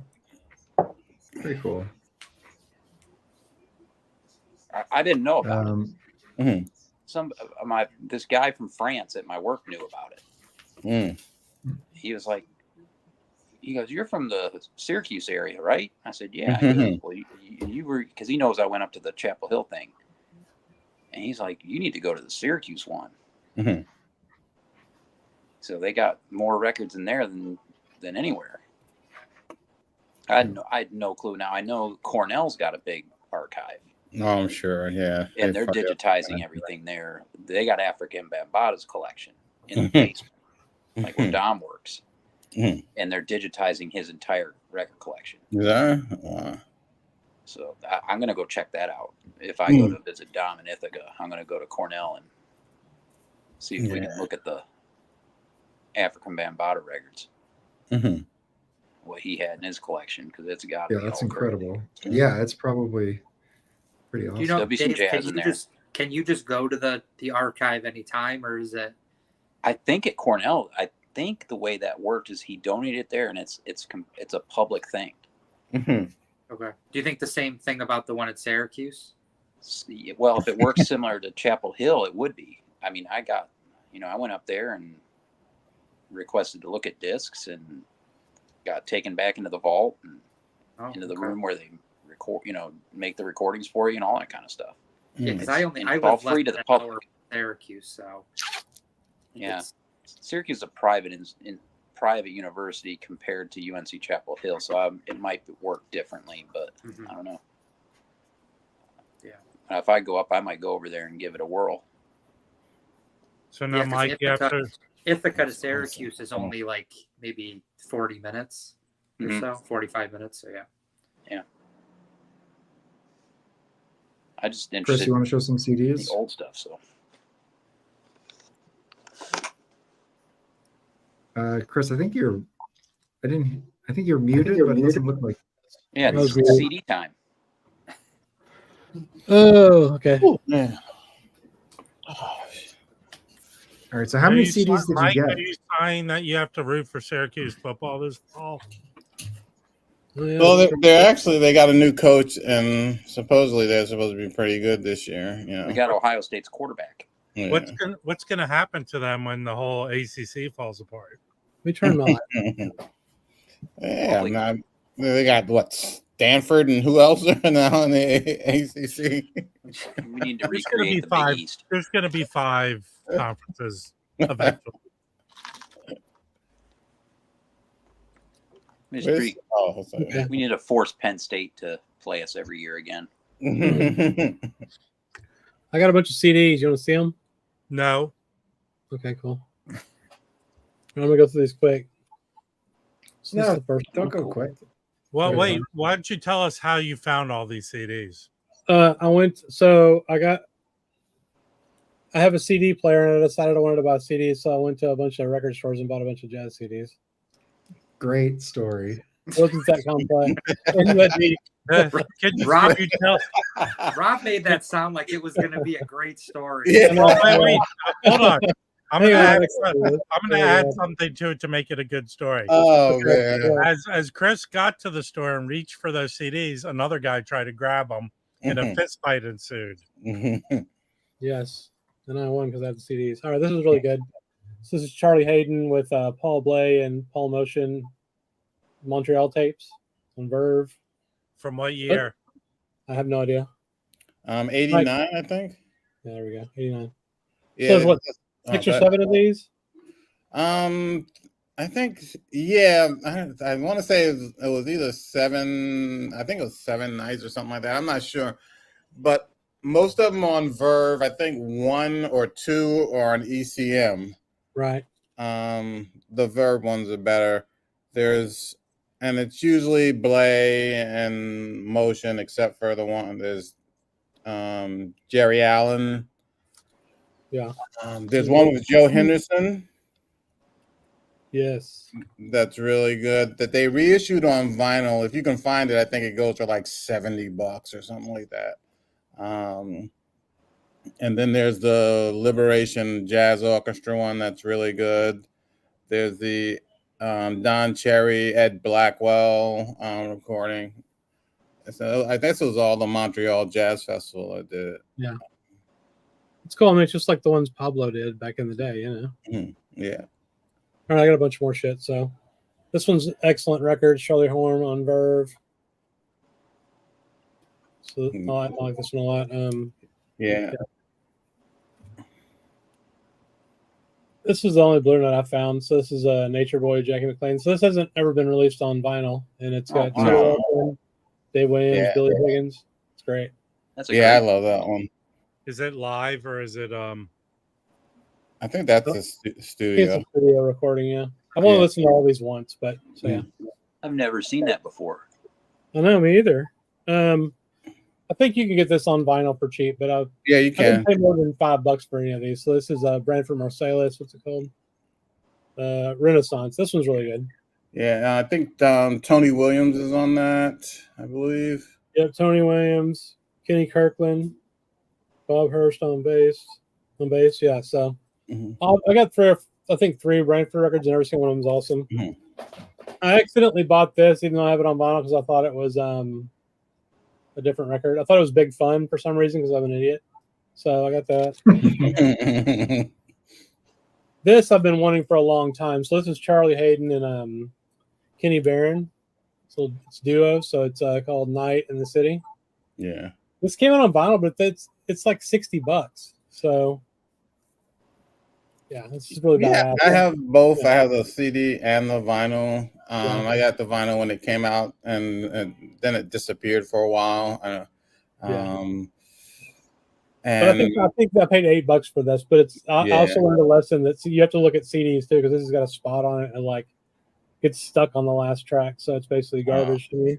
But that's okay. I'll get another one. Did you like take a wet cloth to it or something? Yeah, I cleaned it. It could be my CD player too. It's like a 1991 Techniques 5-disc changer. My dad is it a realistic CD player? No, it's a Techniques. I just said. This is really good. So Redmond, Beyond. When did this come out, Mike? I couldn't tell you the year, and it's Warner Brothers. 2000. Yeah. The problem I have with CDs too is I'm blind basically, so it's really hard for me to read the covers on them. But anyway, yeah. So it was really good. Let me give you a tip. You take your phone out with the camera and you expand it. Ooh, yeah. Who's the drummer on that? Is it I'm trying to which group is that? Is it Greg? Yeah, Yeah, yeah. it's got Gary chart. Upton, Reuben Rogers on bass, and Yeah. Aaron Goldberg on piano. Yeah. Yeah. This one's cool. I got two Greg Osby records. These are the first Osby records I've had. So this is him, his quartet, and then there's like a quartet of violins that play on some of the tracks. All the Osby on Blue Note is really excellent.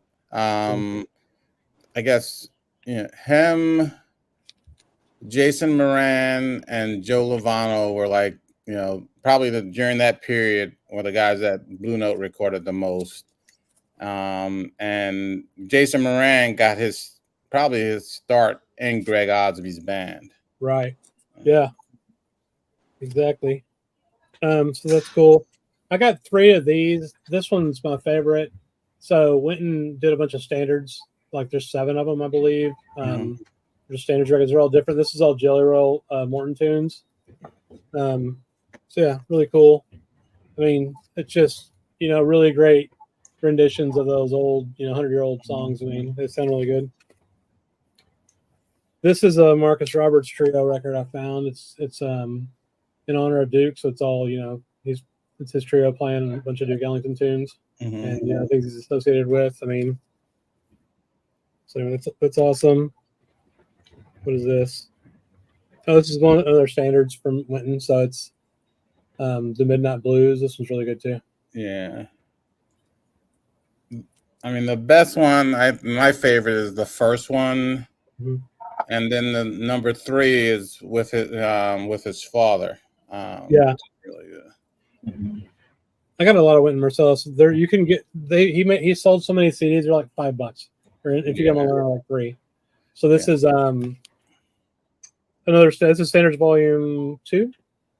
Yeah, Intimacy Calling. I don't know. I'm trying to get intimate with us there. Yeah, I have the CD, and Rob got found the vinyl version for me. Because I think that at that time, the Columbia, they were only doing the vinyl and for the European market. Right. But this one, everybody hated the cover in our little private chat. It looks like a Frank Sinatra. Still do hate that cover. Yeah. Thomas Tales, Changing Times. So this is cool. Yeah, I like that. I think he does. Doesn't he do it like some Joni Mitchell and some Dylan on there? Yeah, exactly. I like that. I like that scene. So then this one has Tim on tenor and soprano, all that. Meldow on piano, Larry Grenadier on bass, and then Brian Blade on drums. And this is a common kind of group for him, I think, during this time period. It seems like.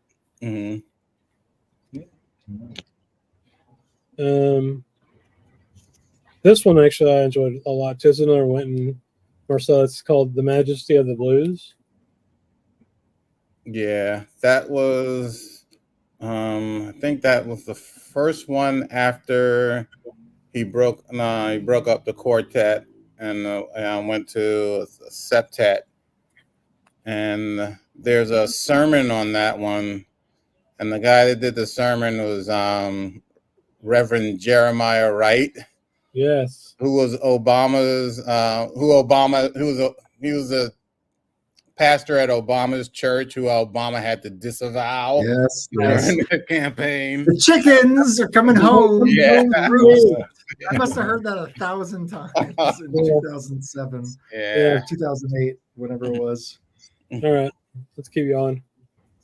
This one's in the CD player right now. This is maybe my favorite one that I got out of everything. Yeah. Brett Marsalis, Contemporary Jazz. Yeah.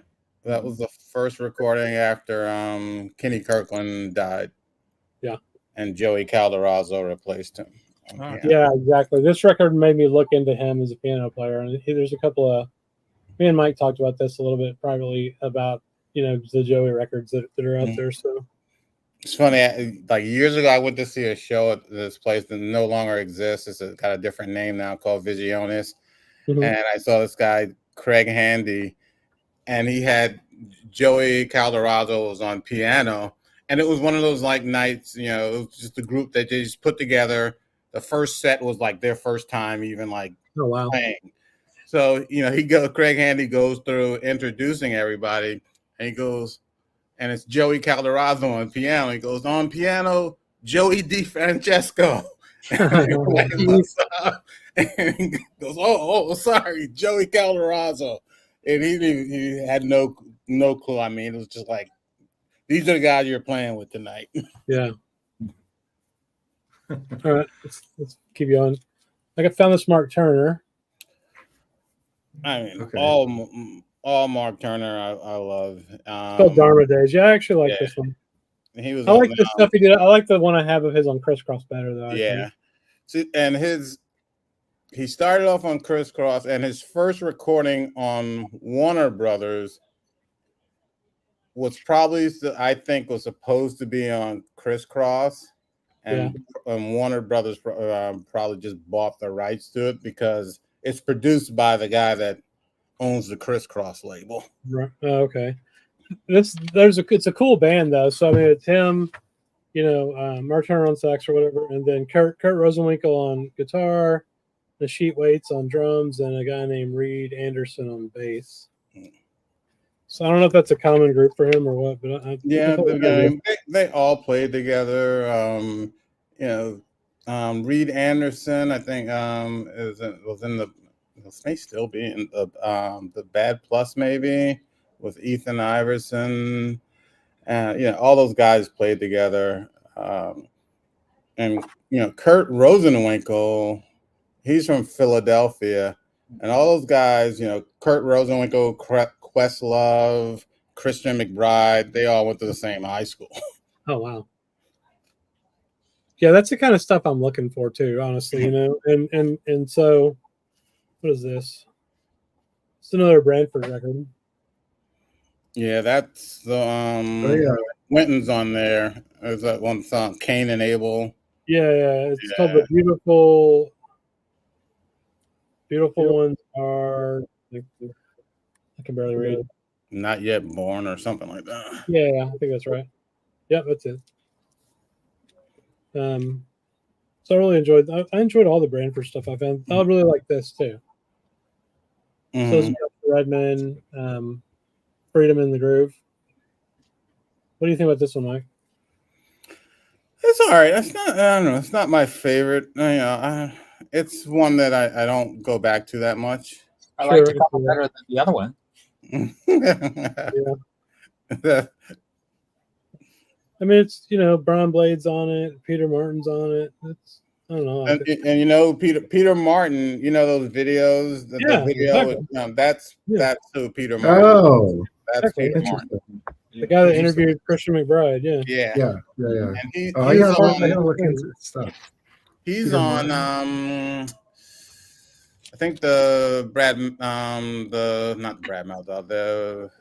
Joshua Redman live at the Vanguard recording too. Oh, okay, cool. I have that because you sent it to me pretty graciously. All right, this is actually my favorite thing I got. So this is Enrico Rava. It's Montreal Diary. I think there's only two of these though. So there's A and B. I don't remember what the other one's about, but this is all Miles tunes. And it's him and a bunch of other dudes I've never heard of, but really good. So I mean, it's I don't know. Let me just show it to you. It's really cool. So it comes in a little, it came in outer case and it's in a little digipack thing, right? Kind of nice. And then it's got a really nice, booklet with just tons of pictures from the session in it and all that. Yeah. I think this was sealed and I paid $7 for it. So yeah, he's got a lot. I think he's got a lot of stuff on ECM too. I know that. I think there's a Fred Hirsch, Enrico Rava. Yes. That came out maybe a year or two ago. Yeah, I think this was more like $15 actually. So it's brand new, but that's really good. What else? Oh shit, this is one of my favorites. I want to get all of these. So this is Brad Meldau Trio Progression. It's a volume 3 or 5, I think. So I think he did like 6 or 7 of these trio records, right? Yeah. There's a box with all of them, right, Chris? As we talked. Yeah, I saw that. I've only paid like $4 for this, so I'm pretty sure I can just find them all for cheap as fuck. Yeah. This is two CDs too. Yeah. And there's there's one that's live from the Vanguard. That's part of the Art of the Trios series that he did too. I'd like to get that. But I mean, so I'm figuring out like I don't even think these are on vinyl anyway. No. And they're super cheap. So CDs are awesome. Okay. Almost done. You asked for it. I actually really enjoyed this. Oh, This yeah, is that's all really solid. cool. Yeah, I like that. Yeah. Actually, I prefer the father over the sons any day. Yeah, it's fair. It's not my favorite Ellis. I mean, the one with Branford, the duo recording is excellent. And then he did one that I think that was for Japanese, the Japanese Blue Note that actually has the guys that would play with Winton and Branford, Jeff Tane Watts on drum and Robert Hurst on bass, and that's really excellent. And I haven't seen that anywhere in years, but I'm trying to find the name of it. Hold on. I'll have to check out Chris Potter. Yeah. Oh, Chris Potter. I mean, Yeah. Well, Chris Potter's what's the latest. name of, yeah, the Chris. Yeah, the one the red cover, right? One of the best Yes, ones of the year. double record. That's amazing. Yeah. Yeah. How are you came doing, out like in Felipe? March, April. Doing good, Chris. Thanks for acknowledging. And that's on vinyl. The latest Chris Yeah, Potter. thank you. No, I'm really excited about the CDs. I bought all these. I don't know, 40 of them, and I spent like $120. A lot of Yeah. cheaper. Yeah. Yeah, Fine, I know nothing about CDs. I never talked about them. Oh, I know you're the one that convinced me to get into it. That's what I'm saying. Okay, Felipe. so you know how Matthew always said, he goes, I wish they would, some CDs that would always come out on vinyl. Yeah. Yeah. Well, this is a series that I think it was 7 different CDs, but I only had them showing 2. Charlie Hayden, the Montreal tapes. Yeah. Yeah. One with Paul Blay and Paul Motion. Mm-hmm. And I the other just showed that record, Nicole. And Paul Blay. No one was paying attention to you, Chris. Let's see that. Damn you all. What the hell? I got the box set from Europe. Oh, sweet. Which is all 7 days of that concert. How much does that cost you? What, that box set? Yeah. I think it was like 125 or so. Okay. Yeah. Yeah, don't fuck with Nicole, Chris. I'm not fucking with anybody. Yeah, great. I was probably walking away. That's why I didn't see you show it. Fair. All right, here's one I did not enjoy very much. Yeah. Is that's on like, is that the Canadian label, Justin? Yeah. Yeah. I mean, it's interesting. It's like a jazz. It's like David Murray playing kind of some free jazz with like African rappers and just all kinds of other shit. I mean, it's interesting sounding. I like that I got it for $4 and I heard it once. That's one that's not in my collection. Yeah, I'm probably gonna send it to Rob. Yeah. This is badass though. Yeah, that is. So this is Greg Osby Band in New York. Here you see the back. And so he recorded this with a mini disc recorder that he set on a table in front of him, in front of the band. But it actually sounds pretty damn good. So yeah, I really, this is one of my favorites that I got too. It's got this giant like property of the record label, like if you accept this, you're accepting a contract sticker on it and shit. Yeah, I've got it's like this band in New York and it's got like corporate bullshit on it. It's kind of awesome. Yeah, they all either they have that gold foil printing because back in the day the record companies would give out promotional CDs like it was, like it was candy. I mean, like I'd say like more than half of my collection from the time was when something came out, I would go down on St. Mark's Place in the city, one of the secondhand stores, and the new stuff that was out, I just buy it when I was in college. It was just like people just straight up sell the stuff instantly. Yeah, I mean that's how I bought a lot of like books too. You go to the Strand, people are waiting to sell their reviewer copies. Yeah, that makes sense. All right, I got 2 more things and I'm done. Just hitting my stride. This is awesome, Joe Anderson Watch Live. Yeah. Pay attention to Very- call. Mhm. Felipe talked about this extensively. Yeah. This is also one of the reasons I got into CDs is I wanted to get this Joe Henderson stuff. It's good. And then the last thing is I got this Don Bias 3 CD set. It's Don Bias Quartet. It's all the quartet stuff from 46 to 54 in Paris. Not all of it, but it's like almost everything that he recorded during that time over there. I enjoyed this, but I don't think I'll ever listen to all 3 CDs again because they all the songs kind of sound the same. I mean, I don't know. It was fine. Are you sure your CD player wasn't stuck? It was not stuck that time. Hey, you know what? I'm fed up. I just read something on the internet. Yeah. They did the female breakdancing competition, and Oh, the that's terrible. the U.S. came in third. What's going on, people? I don't know. Oh, that was I don't know. It was painful to watch. I heard that the competitors don't even know what music they're breakdancing to. They still got third place. Give me a break. You haven't ever done shit. They didn't even know what they were dancing to. This seems ridiculous. And they had to bring their own piece of cardboard. That's bullshit. Oh shit, that's pretty good. Yeah, I have that Mosaic Don Bias box. Would you buy it again if you had to do it over? Yeah, I love Don Bias. I mean, would you recommend other people buy it? Yeah. That's hard. I would say yes, but like I said, I love Don Bias. I mean, I've got a pretty It is. I didn't think I'd have to buy any more Don Bias, and then Mosaic came out with that box set. I picked up 2 David Murray records. I didn't need to find to show them on Soul Note. Let me see where they are. So Soul Note or Black Saint? I think they're Soul Notes. Yeah, I thought he did most of his stuff on Black Saint. Then they're probably Black Saint. Shut up, so Felipe can talk. What were you gonna say, Felipe? no, just saying. I got an OG Don Bias this week, a Dio one. Ooh, shit. Oh. That stuff. Do you have it? It's so amazing. Huh? Can you show it? I gotta go pick it up. It's downstairs. Okay. But I'll go get those Dio stuff. Hang on, just give me a second. All right, cool. Yeah, he's got some cool dial stuff. We were talking about that on our little side chat this week. It was awesome. But yeah, I mean, I don't know. How many CDs have you bought, Mike? I know you got into CDs too, kind of, right? Yeah, well, I had an initial batch that I bought that I showed, and I haven't bought any since.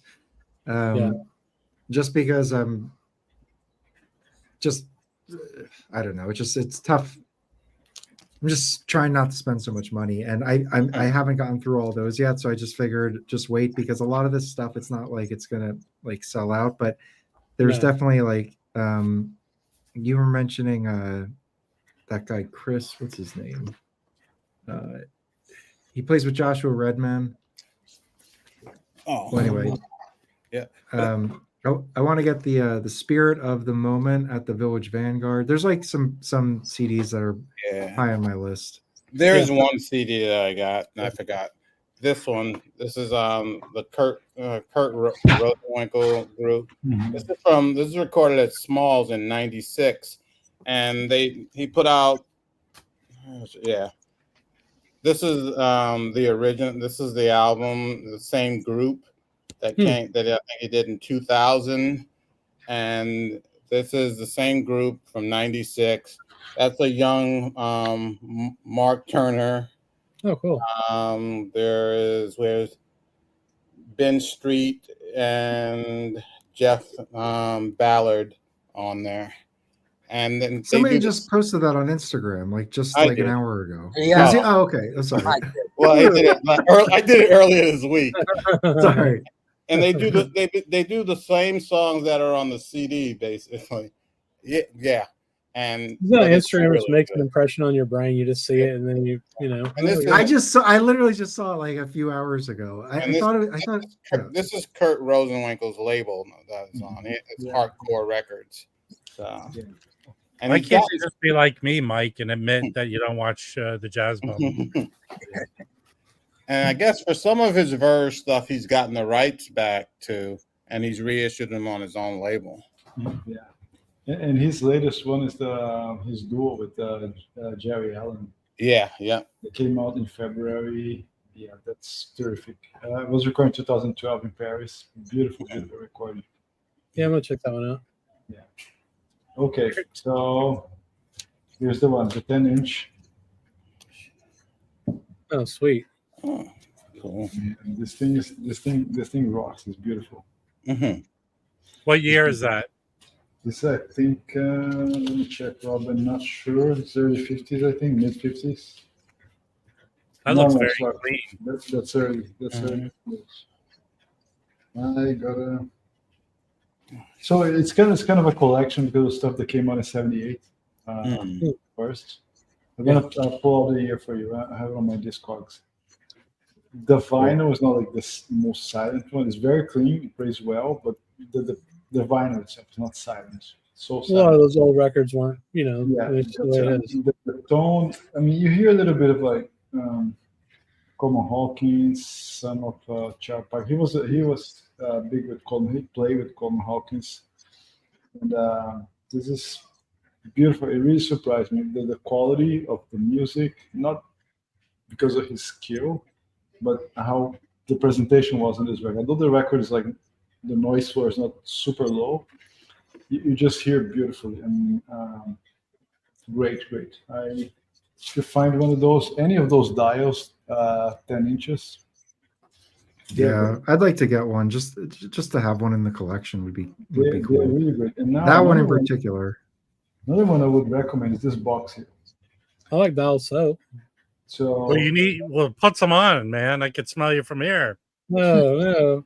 So this box here is called Modern Jazz Collector Series, the Fabulous Bird Blows.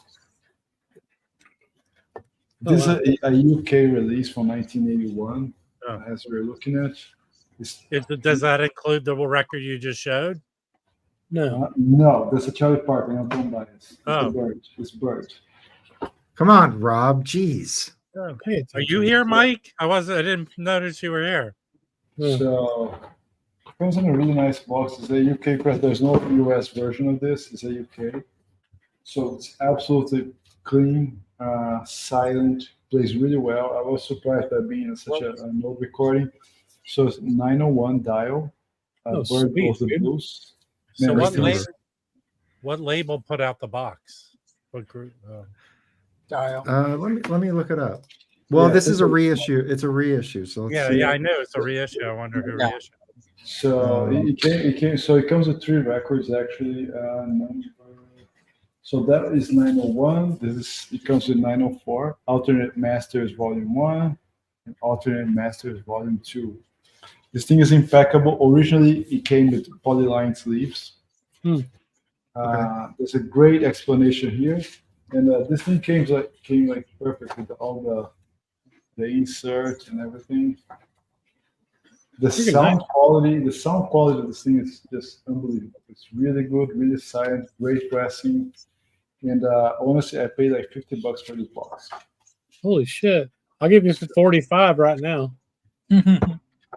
It looks like the reissue label is called Spotlight Records, based in the UK. Yeah. It started in 1968 by Tony Williams, who's some British jazz producer guy. Mm-hmm. It's Anthony Williams to you, sir. Yeah, that's Mr. Tony Williams to you, man. Yeah. But so I've seen Spotlight. Like they have regular releases because I think I've seen. Well, what I was wondering about it. Notes and tones. He probably would know an answer to this. He may not. Maybe I don't know.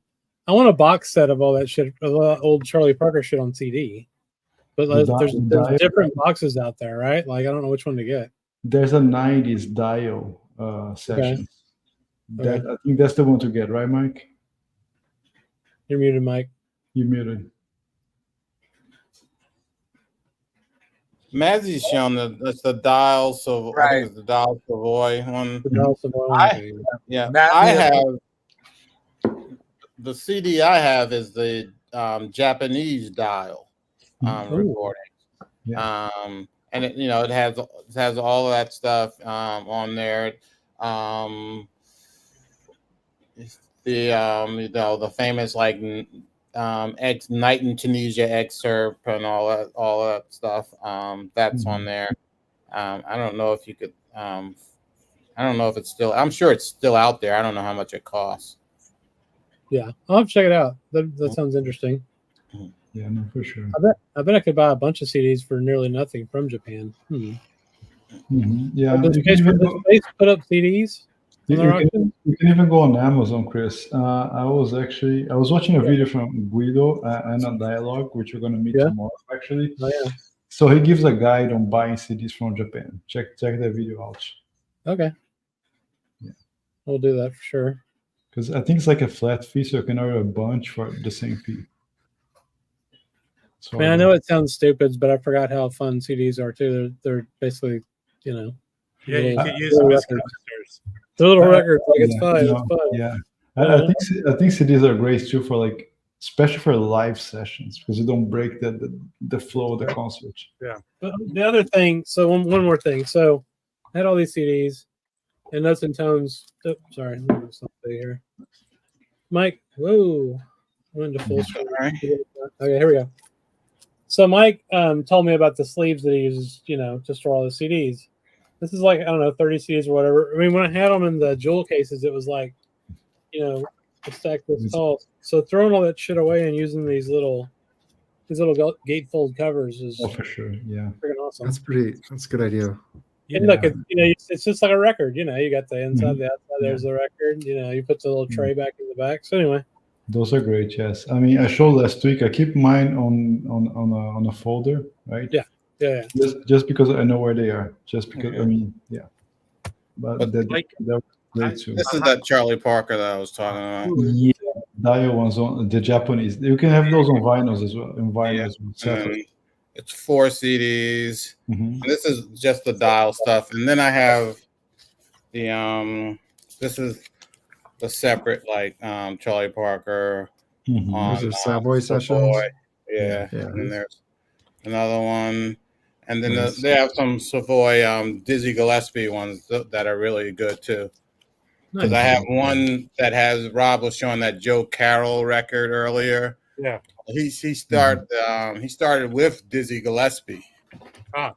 And I have the one with there on that's on Savoy. I think it's School Days. It's called, which is really good.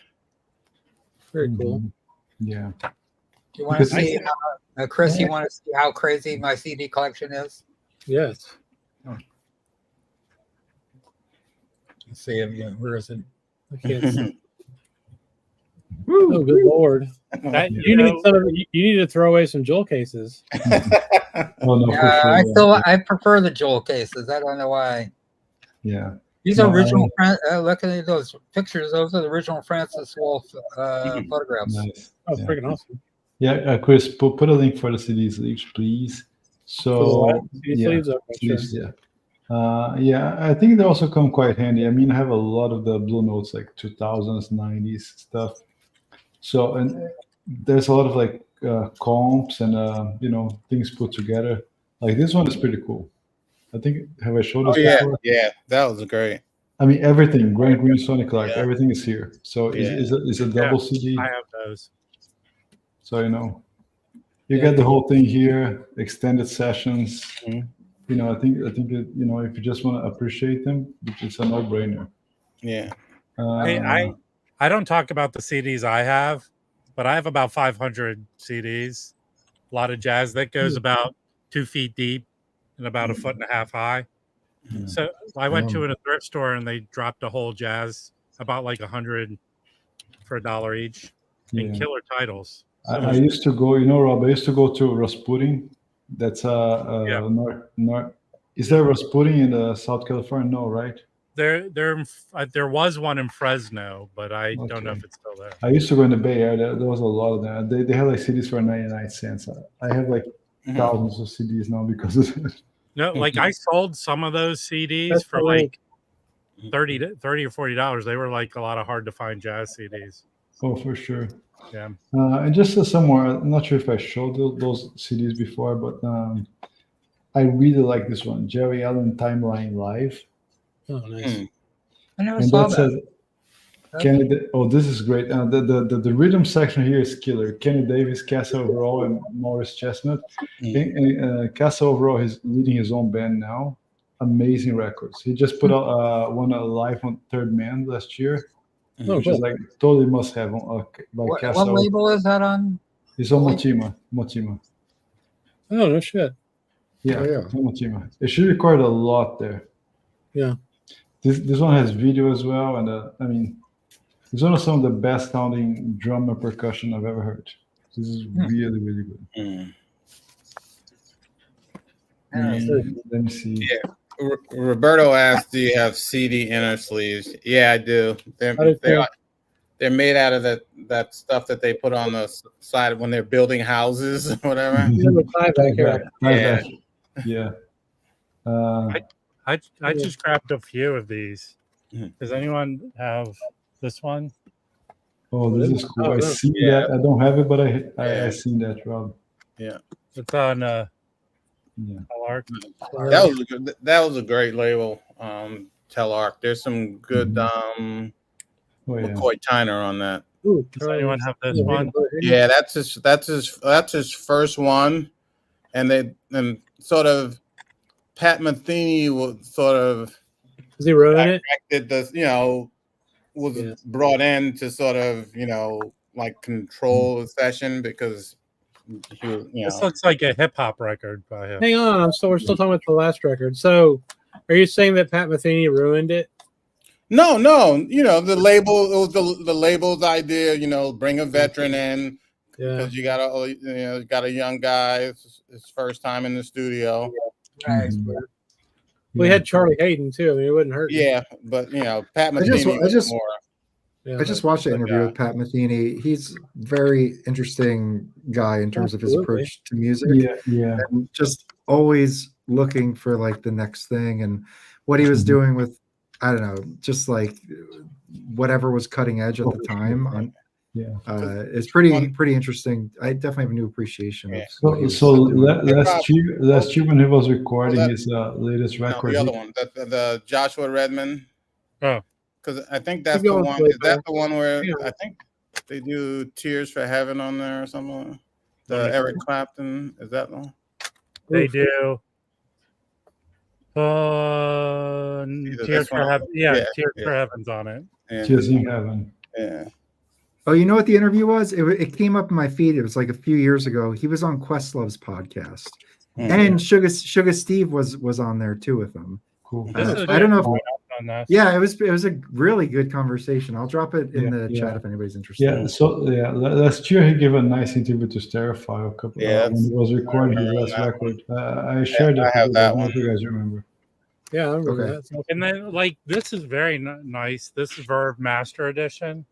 Yeah, those are. I have a number of those. Those are great. Those are great. And the liner notes are really good too. Yeah. I have, and it has a little booklet. Yeah, I have like 500, probably like 400 jazz CDs.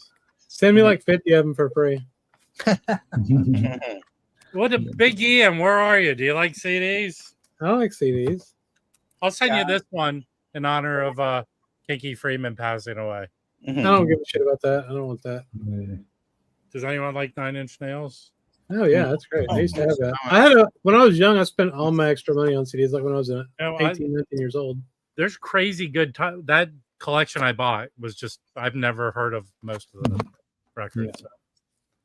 I want to show real quick the other 3 I picked up. I found a Happy Beat Master. Yeah, did you pick these up in between the last couple hours? Here are the 2. These are Black Saint David Murray. Here's David Murray. Oh yeah, those I have locally here. Yeah, my local store has it. I had that. You know what I want to get?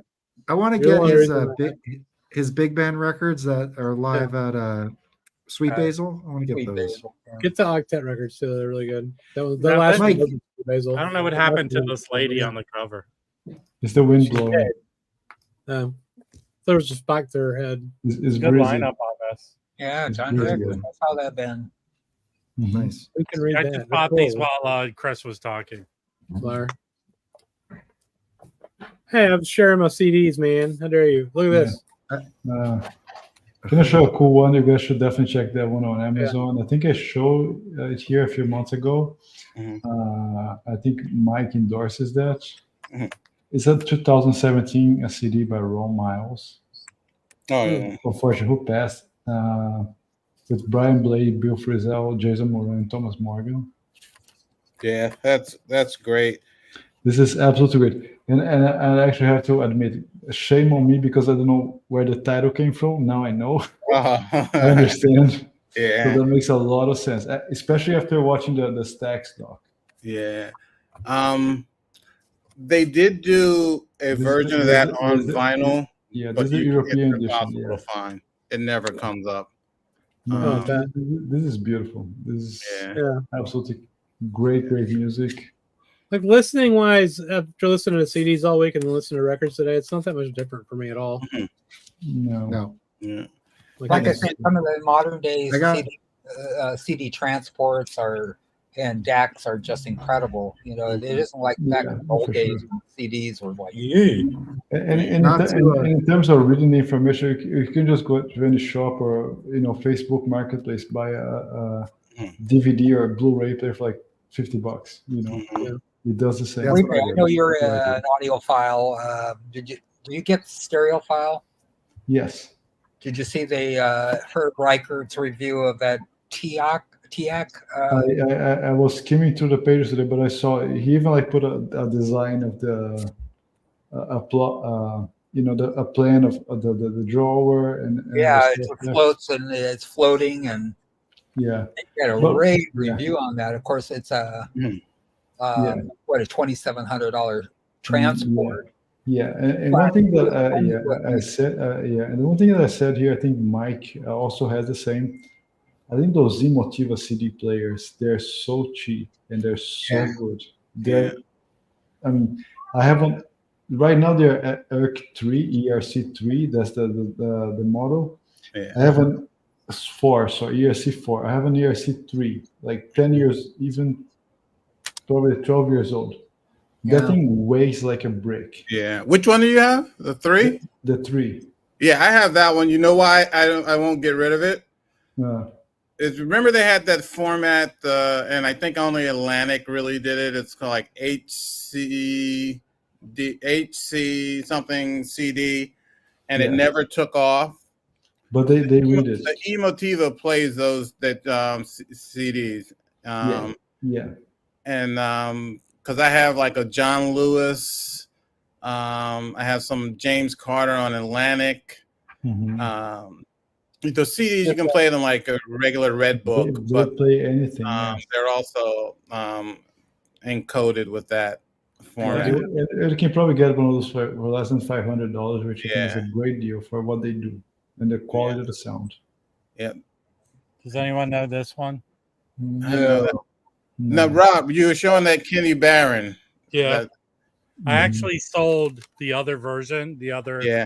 That's a great recording. Bradley's was like my favorite spot because it's just really a bar. And I mean, I saw so many great shows there. I saw a great Gary Bart show there. I saw Joe Lovano and Roy Hargrove there. Just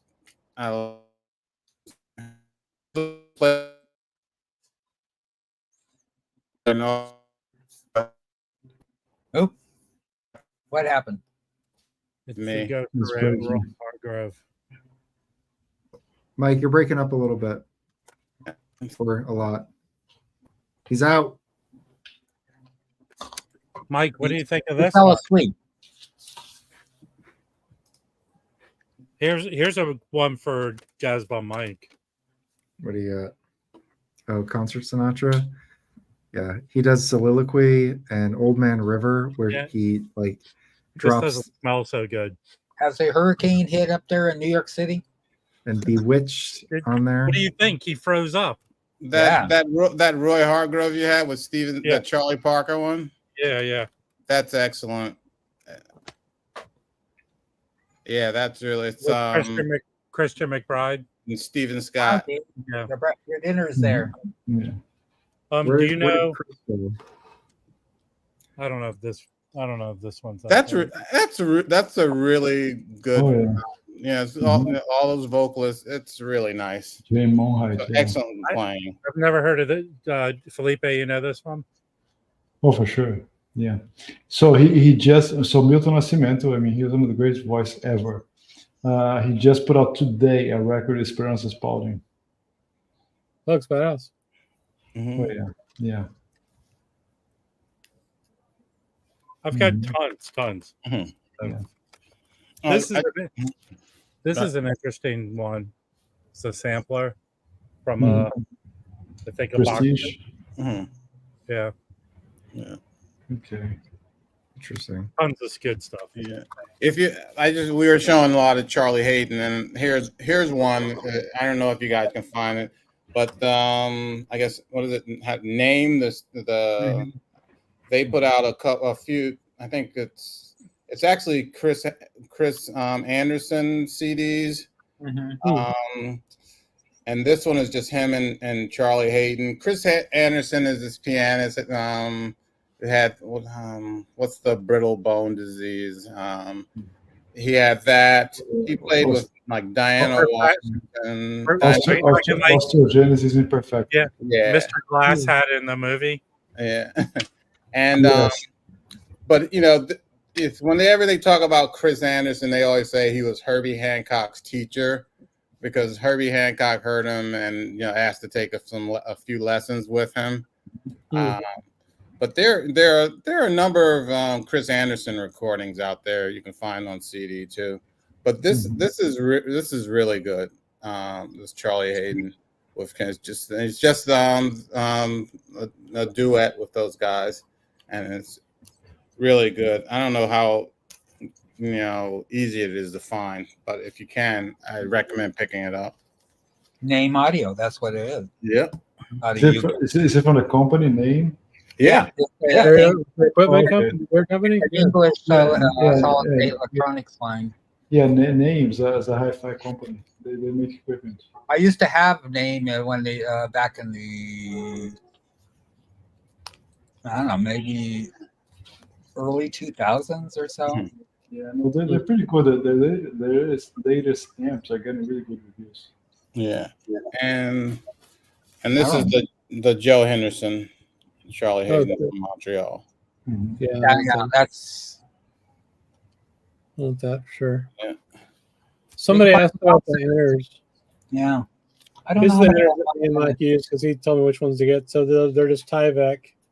And you can't fuck them up at all. They're ridiculously overbuilt.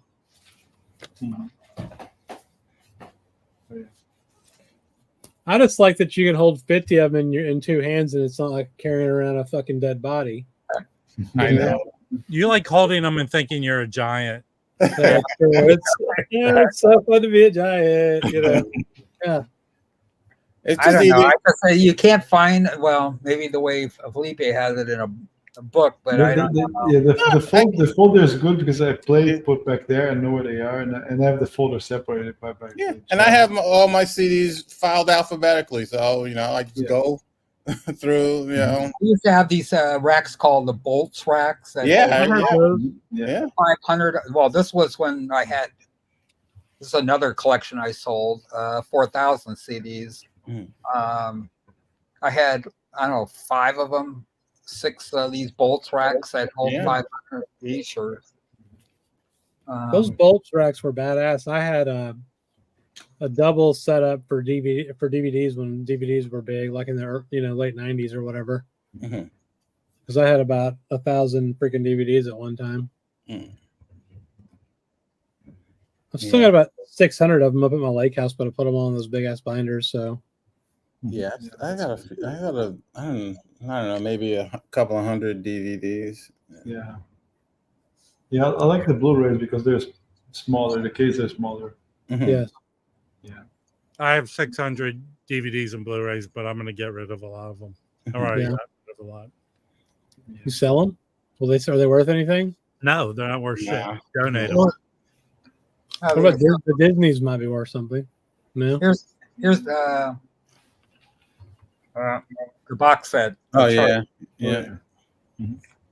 Oh, Yeah. Yeah. Will you put a link to that in our chat, in our messenger chat? Yeah. Thank you. Cool. And I'm trying to find that Joe. Whenever I go to a record store and they have a CD section, it's always the creepiest guys around buying Yeah. DVDs So and Blu-rays. Yeah. Occasionally, DVDs and Blu-rays, yes. Yeah, agreed. Yeah, it's like the happiest time of their day. Yeah. Well, it's the happiest time of everyone's day when they go to the record store, man. Well, no, I know what's happy for me, but I'm not creepy. I don't know about that. I think the jury's still out on that. I'm gonna pick up some DVDs here. Hang on. All right. I might go buy some more CDs tomorrow, man. I've got two albums coming in tomorrow. Go to the thrift store, Chris. Ooh, that's it. Yeah, I'm going to do that. And maybe I'll actually find something for once. A lot of the jazz CDs I find were at the thrift store. Yeah. I found a classical CD 2 days ago at the thrift store. It sounds phenomenal. It's actually a kind of it's not expensive, but it's not like it's $1 record. It's this Harmonia Mundi recording from 2004. Can you I put that for us? No, I mean, the sound on this is incredible. Chris, you were talking about how good CDs sounded. Yeah. This is like phenomenal. So they can definitely sound great. I do have some records to show. Okay, Who plays tuba on that one? Well, speaking of that, I have a tuba record to show. Oh, is it the big one? This is a huge one. Let's see. Huge. Is that a 20-inch? It's huge. Shit. Wow. Yes. This is an original first pressing Ray Draper quintet on New Jazz, featuring John Coltrane. It's in really nice condition. It's got a big fat deep groove on it. I don't know if you can see it there, but first pressing. First pressing. So this is 1958 session. What's interesting about this is when you compare this to Coltrane stuff on Prestige that I've heard, and I've heard quite a bit of it, this sounds way more, and this is 58, just like most of his stuff. I think he recorded in 57, 58, like most of the stuff on Prestige. And this is recorded December 57, actually, released in 58. He sounds like he's on Atlantic at this point. Like, it just sounds so different. He sounds, I don't know why he sounds so more advanced, for lack of a better way to frame it, but just like in his progression, like it just sounds beyond what his Prestige sound is like. So he is incredible on this. John Coltrane is amazing on this record. Now let's talk about Ray Draper. Is he on all tracks? Yes, I believe so. Yeah. So it's a quintet. It's so I didn't really know too much. I mean, there's Spanky DeBresson's bass, Larry Ritchie's on drums, Gil Coggins on piano. So that's the quintet, and it's fantastic, and the cover is excellent. Some people say that picture was taken after Coltrane pushed him to the ground. Well, the thing, what's funny is like they're playing melodies together, and then Ray Draper comes in, and it's like shocking to hear that tuba going, and it's almost comedic, but then he kind of forces you to take him serious because he's really playing the hell out of that tuba. He's like he's 17 years old, I think, on that album. It's incredible. So anyway, I have like an 80s pressing of that record. I never thought I'd have this in the collection, but it came up from a person who just doesn't sell records, and I was able to negotiate a good price. So really happy to get this in the collection. It's a cool record. I'll definitely be revisiting it just for the Coltrane solos. They're really excellent. Yeah, it's a great record. So I have the album with Jackie McLean and Ray Draper's on it. Yes, that's Tuba Sounds, I think. And then they recorded, Jackie and Ray recorded on Jubilee as well. Like Fat Jazz, I think was the title. That was a Jackie McLean with him, and then he had a few other ones. Do you know his story? He was murdered. Yes, like an ATM or something. Got robbed. Yeah, he was. there's one album he did. Was he Like, down in Brazil to be killed at the ATM? yeah, Mm. there was like Mm. a funk album he put out, the Beans and Rice. I've had that one. Yeah. Mhm. Yeah. Well done. Yeah. Okay, and then one more to show. This one also came up from a person who didn't really sell too many records, and I put an offer in for like it was like 20 or $25, and he accepted it.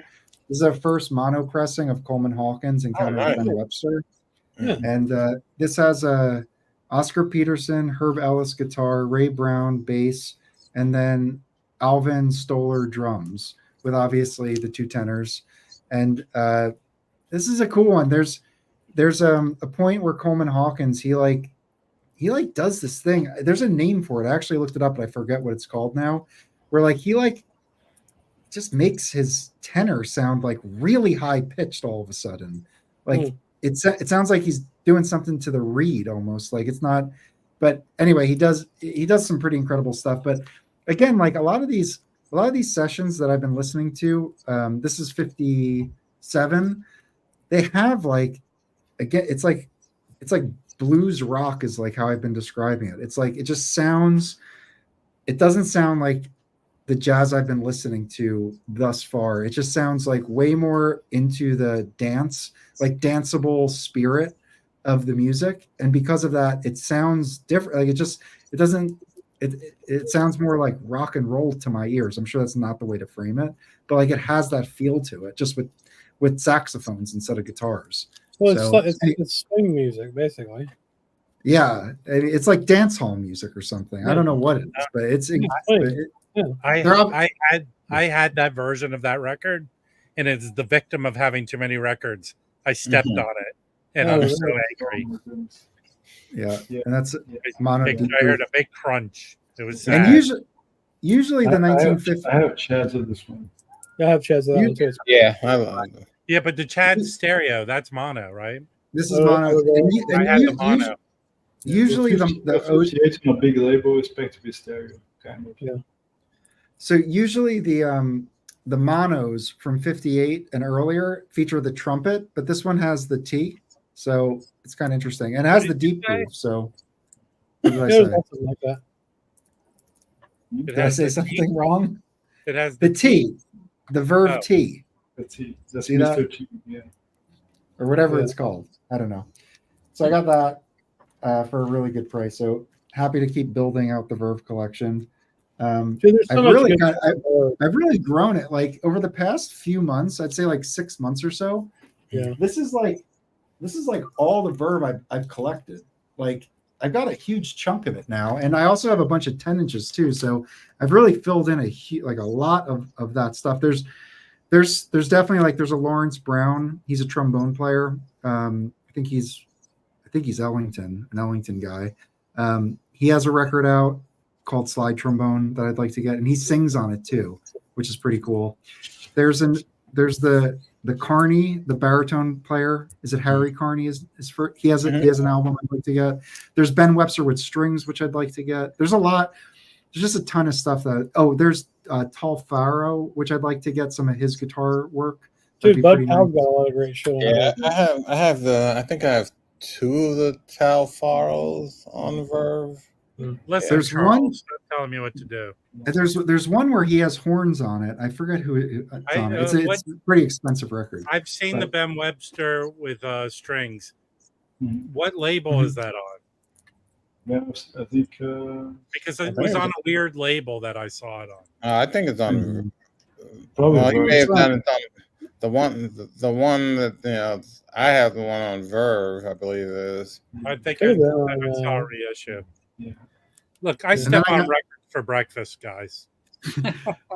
Then I got this mega heater, which I found at Goodwill for $1. So just Yeah. hold on. Here To we melt, go. wait, Oh my to melt gosh. your records?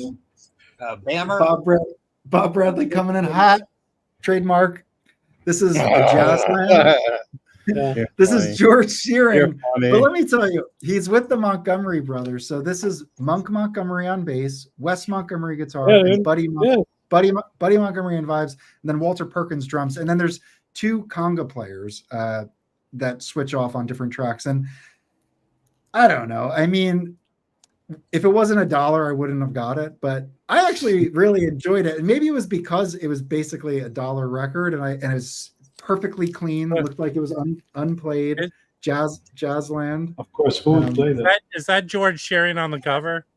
Okay, now I'm going to take umbrage with all you Neanderthals. Okay. George Shearing was a fantastic piano player. He played with a lot of badass. It's good. There's a lot of variety on this too. Every song's like a little different. I mean, it's not too bad. He also made a lot of schlocky shit, that's 50-cent records. But if you see a Nearman copy for $1, I say it's worth getting. Yeah, and there's also another one with it's the same exact record, but the cover has the quartet. And it's such a better cover than this one. That's the one I have, Mike. I have. Was that the OJC? That they have a maybe with the orange? No. There's another one with that. This came out the same year as the other one. It just has an alternate cover, which the other one's on the other side. Wes Montgomery's on the other one. All three brothers. Mm-hmm. No, this is. I have it right here. That's. It's that. Sorry. Yes. Yeah, but then there's another one. That's the same. That's the same exact record. Oh, okay. Mm-hmm. I like that goodwill receipt. Very nice. That's good. Very nice. Yeah. So that's it. And you're like the Hannibal Lecter of. No, did you put the wrapper of the Big Mac you ate after you bought the record? Yeah. Hey, I'm building an archive here. Okay. Okay. I got a trombone record this week. Oh shit. Yeah. How dare you? Tuba, team tuba. No, trombone. I like trombone better. Like this. Nice. Oh shit. Very nice. Yes. Lexington Avenue, 161 or 767. Yeah, this record is amazing. I think there's a classic series just came out, right? Yes. Yeah, like 6 months or 6 months ago. Yeah. Man, it's great. Unbelievable. Yeah, I love it. Yeah. I love it. That is good. And I think on side 2 it's a Hackensack session, so it sounds incredible. Or side one of the sides. Yeah. No, I mean both are good, but I mean it's a RVG compression. I bet Kevin Gray stuff sounds better from the tape. Mm-hmm. But this record sounds really good. I'm really glad that I got this copy here. Mm-hmm. Are those expensive? I mean, is that an expensive record? No, there was. It was. I can go pick up my dinner. I'll be right back. Yeah, it was $100. That's not bad at all for Lexington. For the shape it is, no, it was not bad. Yeah, I got a trombone record coming tomorrow. Steve Teray, on Smoke, Jazz Records. Yeah. But did you open a sealed trombone record earlier in the street? And just keeping the thread earlier, talk about DVDs and Blu-rays. I want to show these DVDs I got. I think you probably can find some of those on Amazon, or but this I brought them back home. I think people like Roberto and other ones are going to like this. This is a nice box set that came in 2007. Oh, cool. This is a really nice DVD box set, 3 DVDs. And it's about his life, his recordings. It is terrific. So were they from like TV shows or? No, it's actually a release, Rob. You can find those on Amazon, I think. Yeah. Archival images, interviews, people from the family. Does it have subtitles for English or? Yes, it does. Okay, cool. Yeah, it's a Zone 0 and has subtitles. Oh, awesome! Really good. Has explanations, lyrics, everything, bilingual. Okay. Oh, very cool. So yeah. So let me see here. I'm going to show here the title. Maestro Soberano, which means sovereign maestro, of course. That's how he was known back there. So it's about his whole career. It's a really nice DVD box set. That you can find that on Amazon. If anybody that wants to know, just I'll drop a link. I have some other DVDs here to share. This one, this was actually recorded in LA in '87. So he was playing with his band. You can also find this one too, and Gal Costa singing. Oh, nice. Yeah, it's '87. This is a couple more Gal Costa. I know people like her, and with absolutely all reason. Live recording in Brazil, live. Beautiful, beautiful DVD.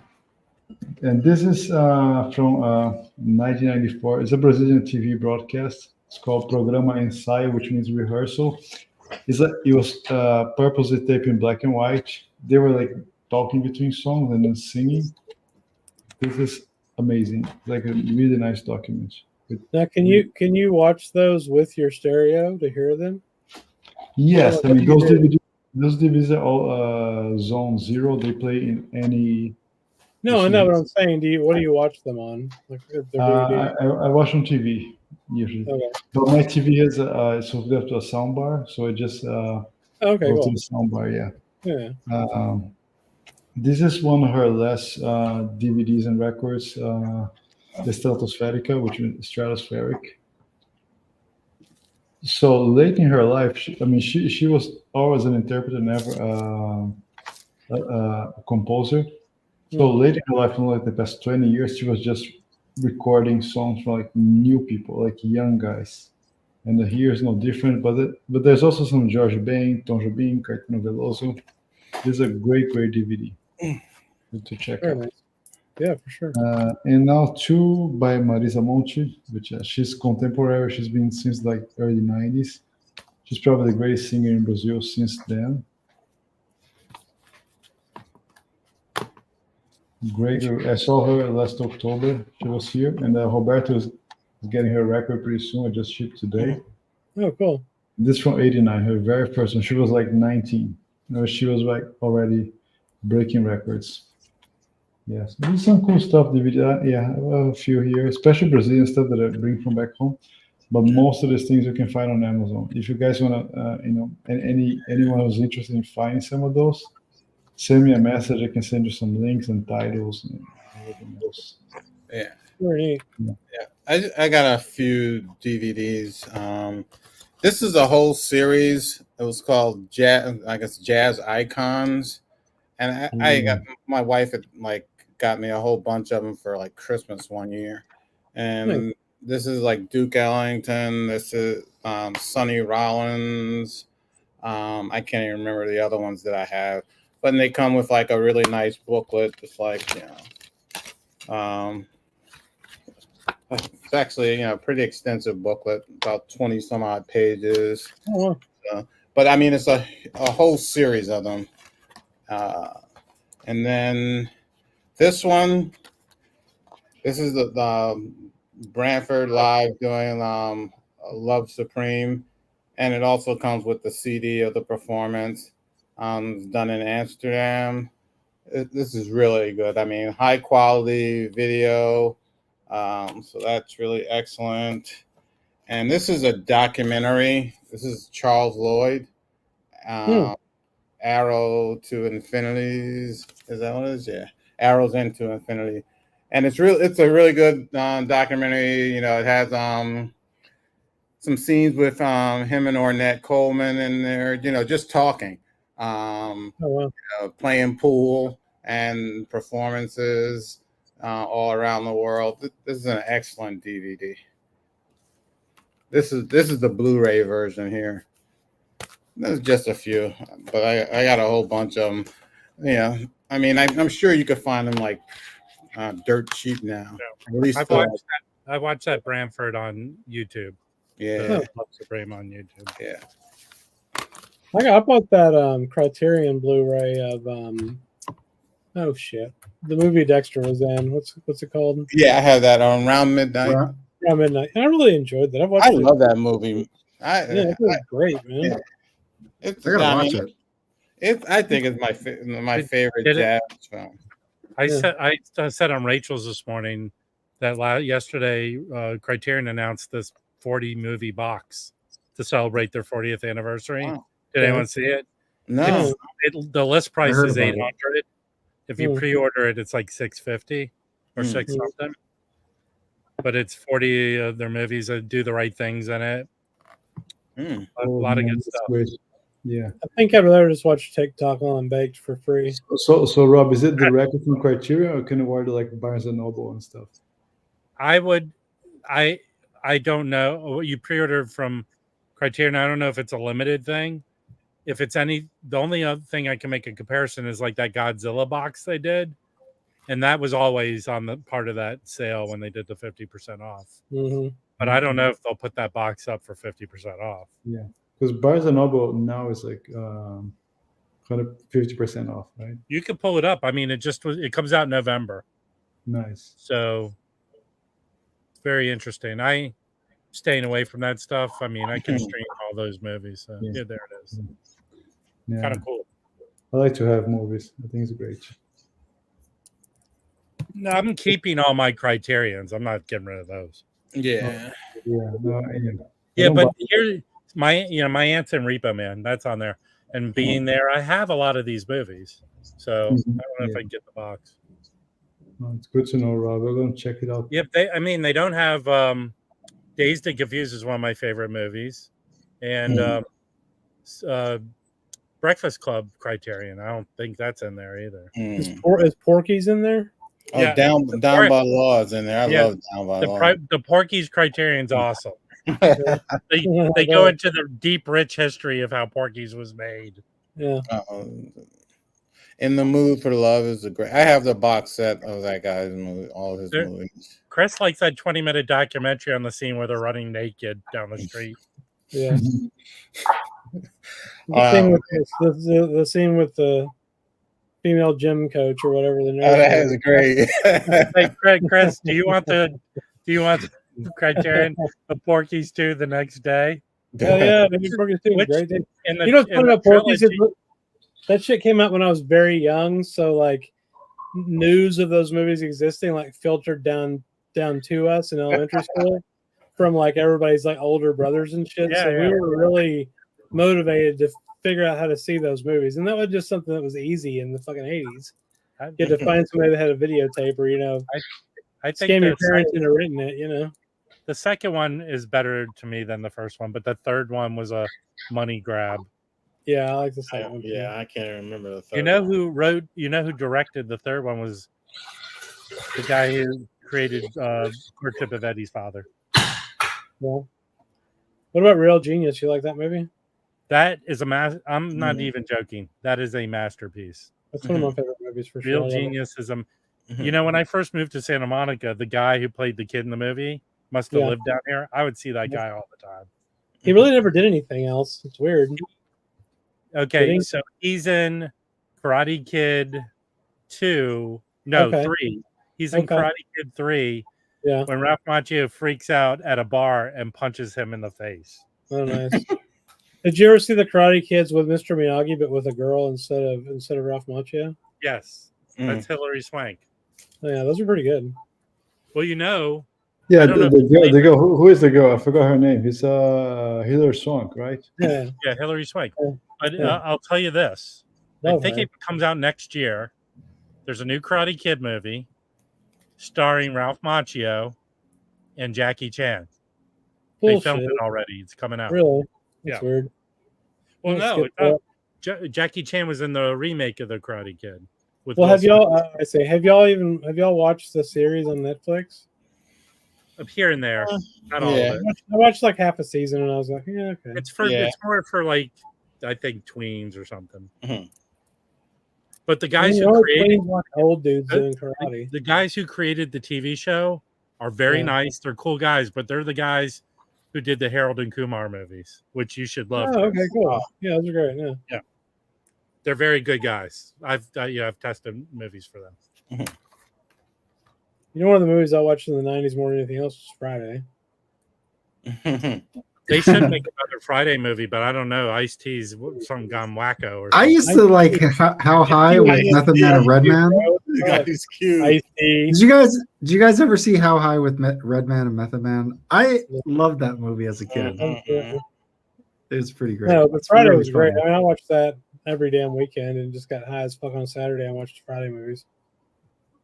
I said earlier, my top 5 movie, I watched it the other day. It holds up very well, is Revenge of the Nerds.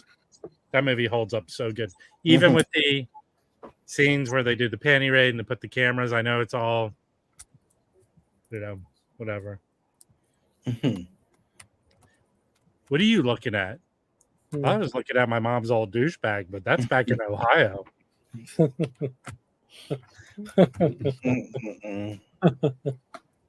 love the Revenge of the Nerds movies, man. Those are great. How about Back to School?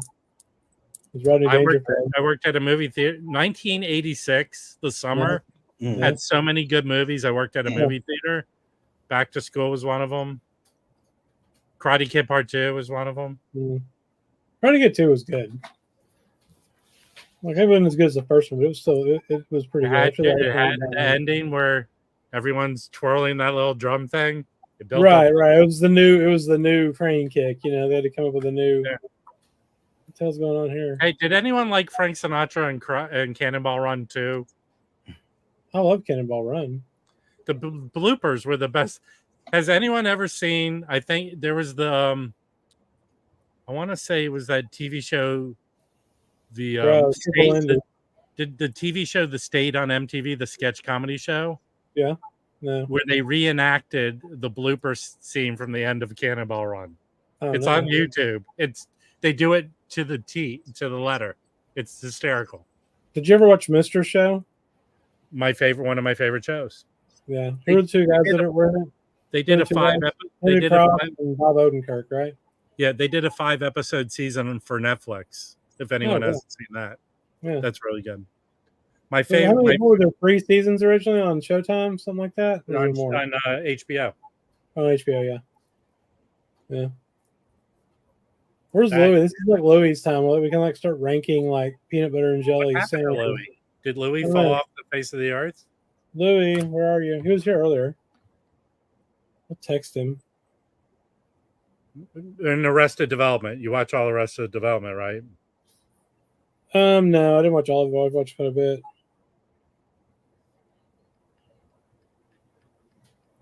And if here's one show, if no one's ever seen it, binge it. Is a show called The League that was on FX. Did you ever watch that? I've seen TikToks about the show. That's how I watch TV now, by the way. Yeah. I just see TikToks of little segments of the show, like the best segments. That's all I watch. It's ruined. Before I go to sleep, it's ruined movies because people sneak in them. All of Deadpool's all over TikTok now. Oh yeah, for sure. But The League was created by one of the Seinfeld writers, and it's about a group of friends who are in a fantasy football league. But it is hysterical as shit. All right. Well, Birdcage. Birdcage is a great movie. Yeah, dude, what are you talking about? What? What do you mean? Nothing we talked about led up to the Birdcage. Birdcage is fucking great. I love that movie, dude. It's okay, but it's not in. We were on a roll, and Birdcage just put us. It was like a stop screech. Well, that's kind of Levin's role here on the stream is to put a sharp period of the point on things. John Candy movies are the best. Uncle Buck's great. Okay, what about the great? There's a great John Candy and Splash is awesome, but what about that movie where I forget the name of it, but it was a bunch of the SCTV guys. John Candy was going to get married, I think. Okay. I forget. Who else was in it? It was like the 3 or 4 of the SCTV people. I don't know if I've seen it. I don't feel like looking it up. Then there was also the one with Eugene Levy. Was it Armed and Dangerous or something like that? Oh yeah, that one's good. Police Academy, yeah.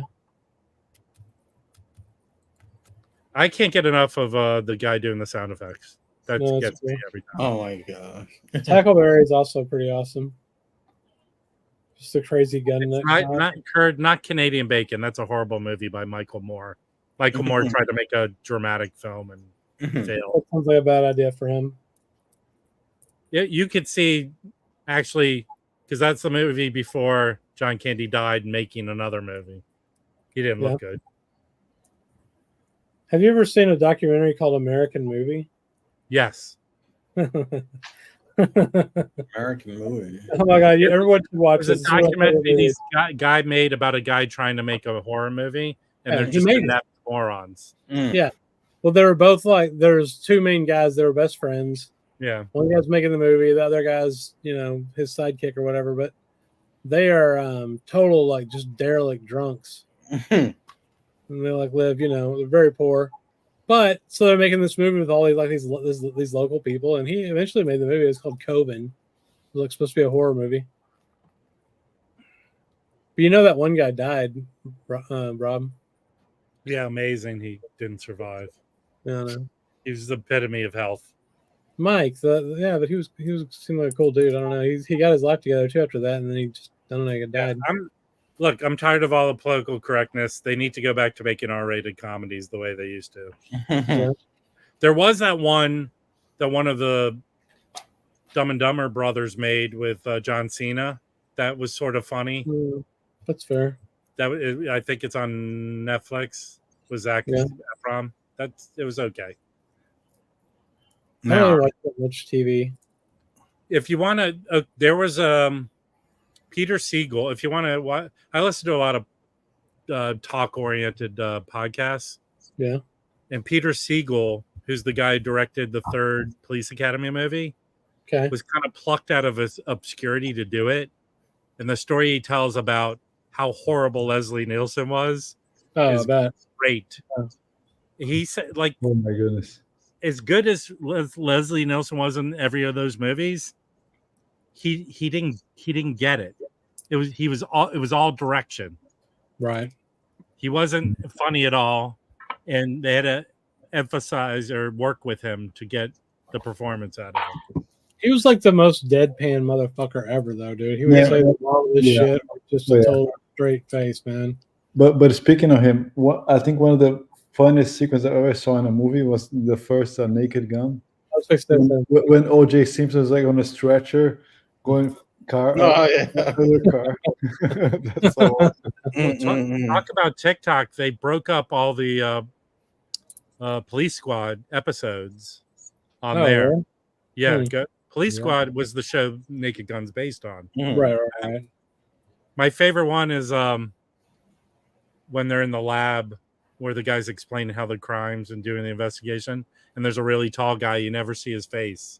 Yeah, and he comes it was like one of those old school straight cop shows where the cops are like the good guys, and so it was the right after Airplane was a huge hit, they got a deal to do a TV show, so they made Police Squad, which is the same characters. What was the one with the like the commander for MASH? What was that cop show? It's like the old school. Oh, that's Dragnet. Dragnet, I love Dragnet. Yeah, but Dragnet ran for like 20 years or something. Yeah, I did. That was like the third incarnation of Dragnet with Henry Morgan. That's fair. Well, whatever. But the movie that Dan Aykroyd made is genius. That's really good. Yeah. Dan Aykroyd in a movie versus like seeing Dan Aykroyd interviewed is a startling thing because he's kind of crazy in interviews, man. Yeah. Well, they're making a Naked Gun movie with Liam Neeson, which I think they should make Spies Like Us too. That was one of my favorite movies in the 80s, dude. I love that movie so much. Good. My favorite scene is when they're in the woods and all the ninjas come out and he goes, "Stop, and I'll bring back the sun." Yeah. Mm-hmm. I mean, I know how much of a bastard he is, but Chevy Chase at the height of his powers was good. Oh, well, yeah. How about Three Amigos? Shane, you can't compare John Cleese to Leslie Nielsen. Two different. I don't know if Leslie, other than Cameo and Whatchamajiggy movie. I concur, Levin. I concur. Oh, Dr. Detroit. That's good with Dan Aykroyd. Ooh, a new Alien movie? I'll probably watch that. Yeah, that comes out. Did you watch the Alien versus Predator movies and all that? Those were fun. Okay. Did you watch the last Predator movie that was only on Hulu? I haven't watched one in 20 years, probably. Okay, dude, I'm telling you right now. Okay. It's on Hulu. Predators versus American Indians. It is fucking awesome. Oh, shit. The story is it takes place during back then the Predator comes and it's a girl trying to prove herself. Right. And it's this girl versus the Predator. It is awesome. Yeah. Go watch it. It came out last year or the year before on Hulu. What? Fletch was amazing. Me and my fraternity brothers, that's the movie we quoted. That's why I can't stand. Ball bearing. Gosh, ball bearings. Oh gosh, everybody was quoting Fletch. Using the whole big sandwich. That's why how disappointing. That's how disappointing the second Fletch movie was. It was so bad. Well, you know, they wrote. What's funny, because I'm a little younger than y'all, so when those came out, my parents wouldn't let me watch them. But they put out books, like they adapted the movies to these little books, and they were super fun to read. I don't know how that worked. Huh? You don't know how that works? I don't know how. Listen, the magic of Flesh was Chevy Chase probably improvised all of his dialogue. Yeah. How do you capture that in a book? Maybe they just took the movie and turned it into a fucking book. I mean, it doesn't seem like difficult. You know another good book. Here's another tip. There was an E.T. book that came out like a couple of years after the E.T. movie that was really good. Yeah. Oh, so Chris, speaking of which, there's a book that just came out last week. It's called The Future Is Now. Yeah. By Chris Nashwati. Yeah. So in summer of '82, we had Conan the Barbarian, E.T., Tron, Star Trek, The Wrath of Khan, Blade Runner, Poltergeist, The Thing, and Mad Max: The Road Warrior. Fuck, that's fucking stacked. Summer of '82. That was the summer of '82, and he just gave an interview to Fresh Air last week. It was amazing, and the book just came out. It's called "The Future Was Now: Mad Men, Mavericks, and the Epic Sci-Fi Summer of '82." Highly recommend this record. I mean, this movie and how it shaped what we are watching to this day. Well, there's Felipe. There's a documentary coming out about The Thing. John Carpenter's The Thing. Oh no! Oh God! Well, it's time for me to leave. Who's that? Oh, we're fucked now. Oh, I thought. Oh God, this freaking guy. Yeah, Louis the equivalent of urinating on a campfire. That's not true. Shut up. Leave Louis alone. Oh, are you drinking out of a bag there, bro? Looks like you got a little. No. Oh, okay. Wow, water. This is a new drink I found. Yeah, water. What is that? Yeah. What happened to the Diet Coke? I'm drinking like maybe 2 or 3 a day now. Oh, nice. Because you realize all that caffeine is the reason you can't sleep. Well, then no, I can't help. Can't help. You know. It's the gas. It's the gas and the belly bulging. Yeah. I'm always drinking water. That's what's in this. Always drinking water. Except when I'm drinking something else. Yeah. Well, that's pretty much every human on the planet, Rob. Yeah, you did sum it up there. People don't drink enough water. I'm drinking water unless I'm drinking something else. I'm being serious. People don't drink enough water, man. Yeah. Well, that's why I have my Stanley cups. You know, I drink these all the time. No, you just wanted to buy that thing. I have 3 of them, so whatever. Yes. Everyone asks me, "What do you want for your birthday?" I go, "What about your birthday? This ugly ass." What? Thermos. Yeah, that's why I push for beer. 90% water. Yeah. Why do you have that shirt, Chris?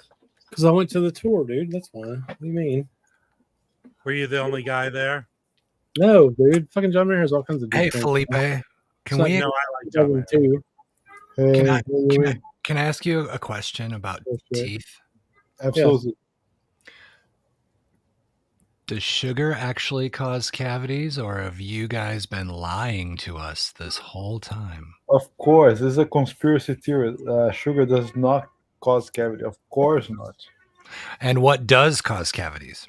I think it's the liberal media.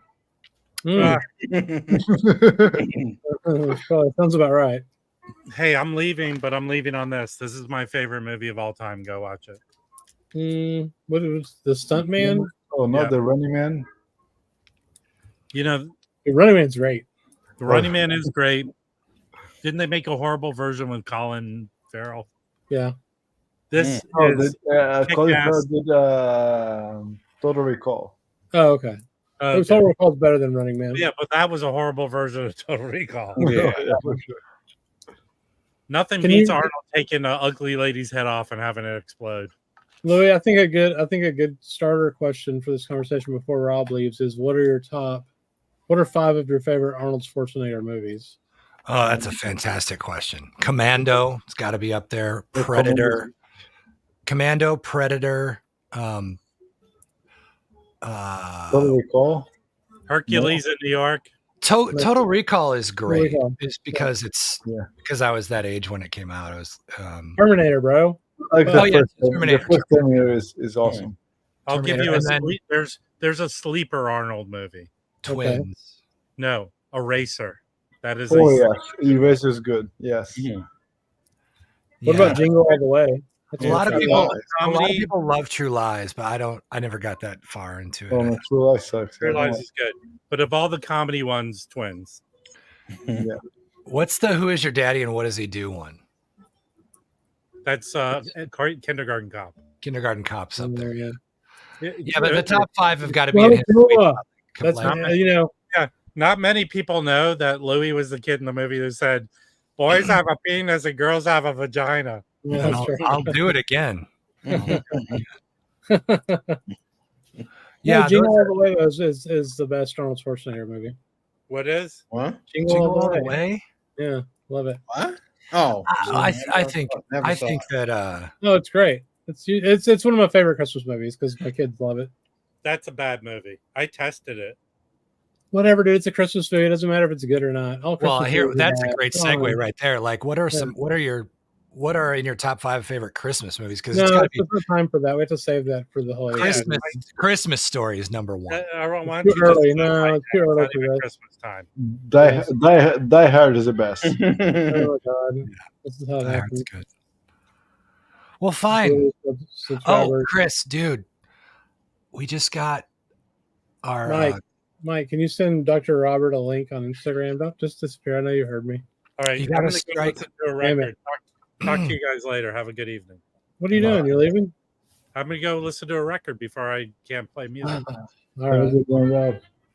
We got a 12-foot animatronic scarecrow Oh, sick. to go with our huge ass spider and our 12-foot tall witch, animatronic witch for Halloween. Oh, We're that house. that's We got bags of skulls and webs and shit. Oh, it's awesome. Yeah, my office mate. She's big into that. It's my thing. We're gonna do it October 1st. Or like whatever that week is, whatever the day we get to do it on that week. Dude, I cannot wait for September 15th to be here. Why? Because that's when the death heat ends. That's when the death heat starts to subside, at least. Oh yeah. August in Texas is the worst month of every year of my life. Yeah, it's pretty bad. It's been hot for a while though, but it hasn't actually been. We had a couple weeks of 80s, high 80s. Yeah, it hasn't been that bad of a summer. Like global warming's moving to like Seattle and shit. I'm like, sweet, maybe it'll get cold here. That'd be cool. I'll be right back. I got some water. Did I miss a good stream? I was fucking dying. I worked out today, and now my body wants to kill me. Yeah, you did. And now it's just me and you with 4. I got moon rapping in their things. Oh, you did? What'd you think? I just got my my Amazonian drone. Just like dropped it off an hour ago. So Are you fucking serious? Mm-hmm. A drone drops it off? No, that's just what I call whoever it was. Oh, okay, that's fair. Hey, Nicole. You're muted. Can't hear you, Nicole. Oh, because you're eating? Okay, fine. Yes. What is happening here? I'm eating. That's why I don't want to munch in your ear. All right, thank you. Is Jasmine Mike hiding behind the scenes and pulling the strings on the production like the Wizard of Oz? Look, he is. Clearly. Yeah, Clearly. That's a great logo. But yeah, so I'm fried. I ate like a bunch of food and Why'd you do that? We don't even like food. I have to because I'm building muscle and hurting my body. Man. So I still ate. I think I probably barely cracked 1,000 calories a day, but I need to do a little bit better than that. I've been doing pretty good, man. Yeah. Yeah. That fucking Fort Worth meth. Helps a lot. No, dude, it's that Fort Worth Compound Pharmacy Monjaro, bro, is what it is. This shit is legit.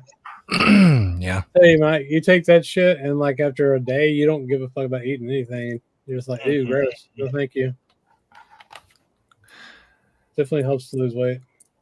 Yeah, but I took some mirtazapine, so I'm probably gonna fall asleep sitting here. But we'll see. We'll see. Well, so what's new, man?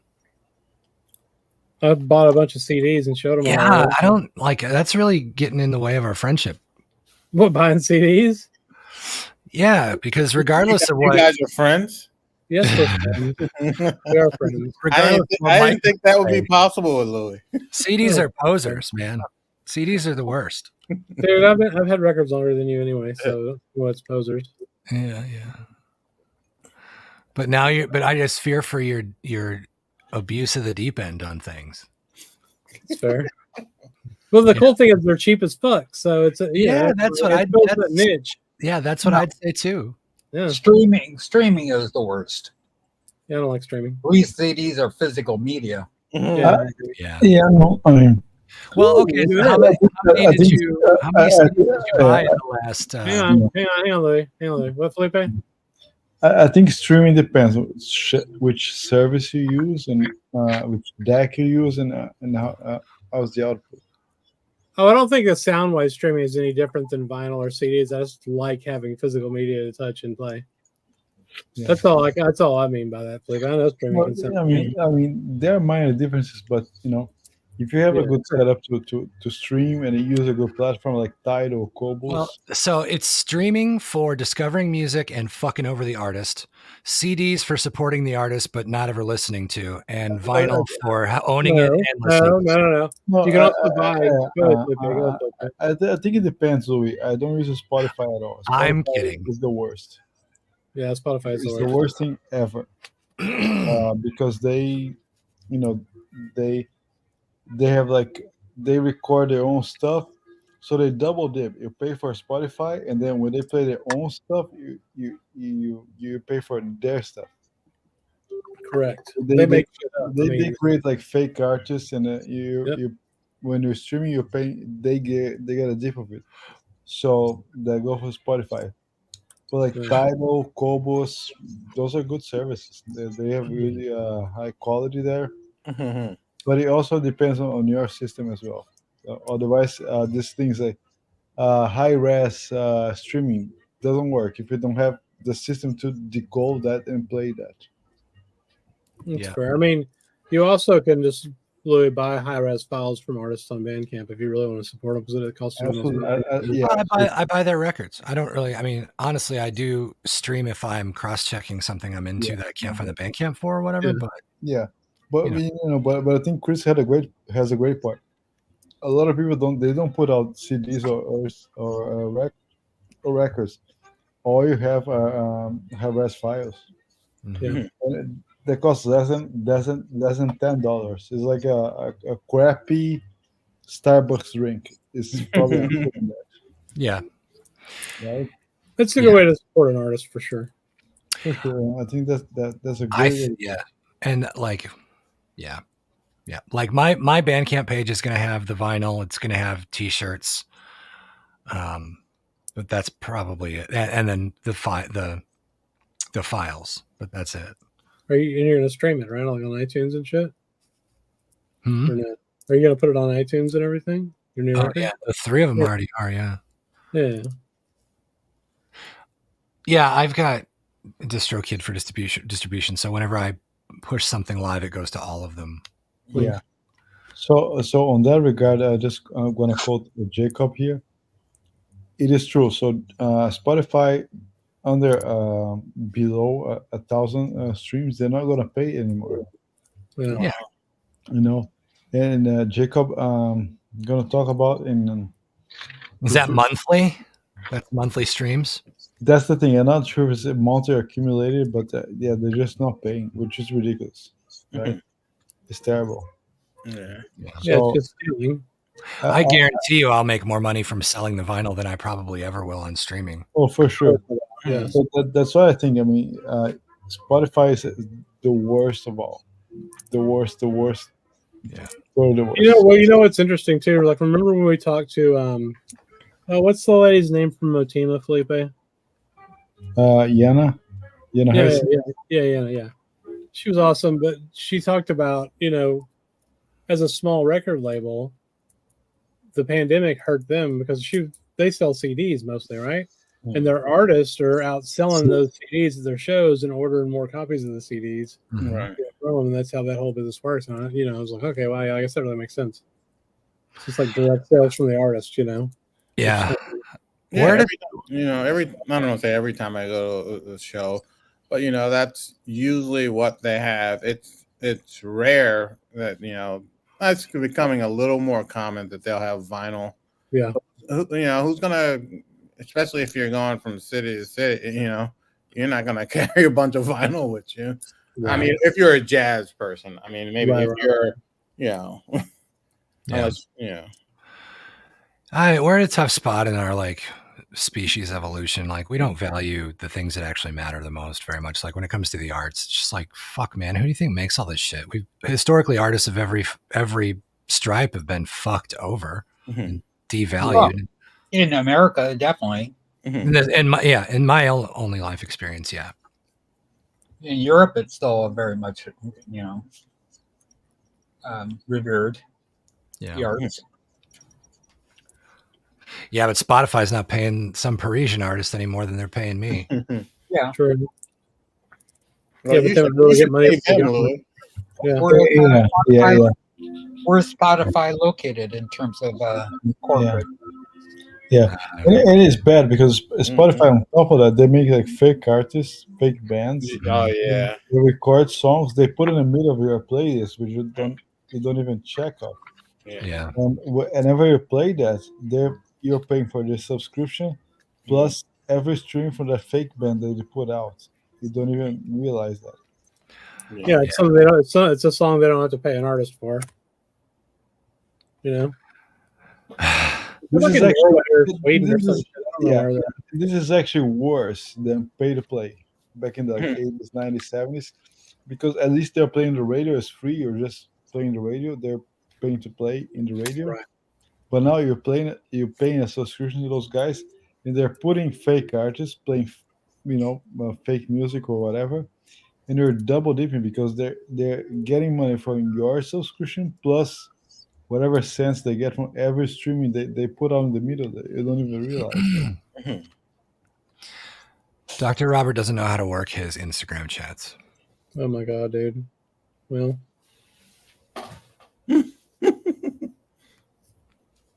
I'm not putting it in. I can't put it in the chat because then I learned will show up in the private chat nowadays. So, Chris, I learned a Charlie XCX song today. Oh, which one? Apple. Brat? Huh? Apple. Oh, nice.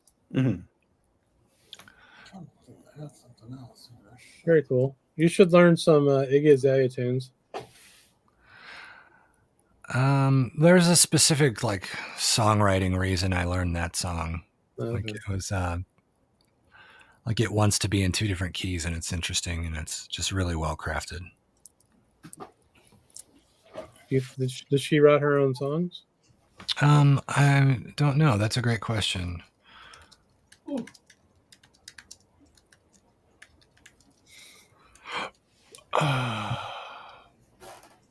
She wrote it. Wow. Nice. Let's make sure. She may have. There's always ghostwriters or whatever. Who knows? Oh no, okay. Okay, is her real name Charlotte Atchison? Probably. Seems like that maybe would make sense. There's four other songwriters on it other than the person that has that name. So yeah, but that's how it works a lot of times. I don't ever shit on anyone who. You could just stop right there. I don't ever shit on anyone. Yeah. Yeah, there's lots. I mean, I love collaborating on shit, so I'm never gonna Yeah. like. I don't like it when boy bands and stuff are like manufactured. I don't care that much because they never come out and say we wrote our own shit. Right.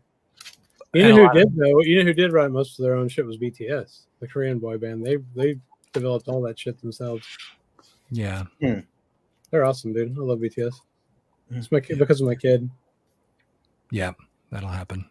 That was a fucking like 3-year obsession for her. Yeah. What are your favorite boy and girl bands, Mike? Oh, yeah. Favorite boy and girl bands? Yeah. Yeah. Best boy bands ever, the Beatles. Yeah. What about the Temptations? Boy, girl band, Fleetwood Mac. No. Well, yeah, that's fair. That's fair. Shut your mouth, Louie. Of course, that's fair. I just found a DVD I don't think I've ever watched. I mean, the Beach Boys were a boy band, weren't they?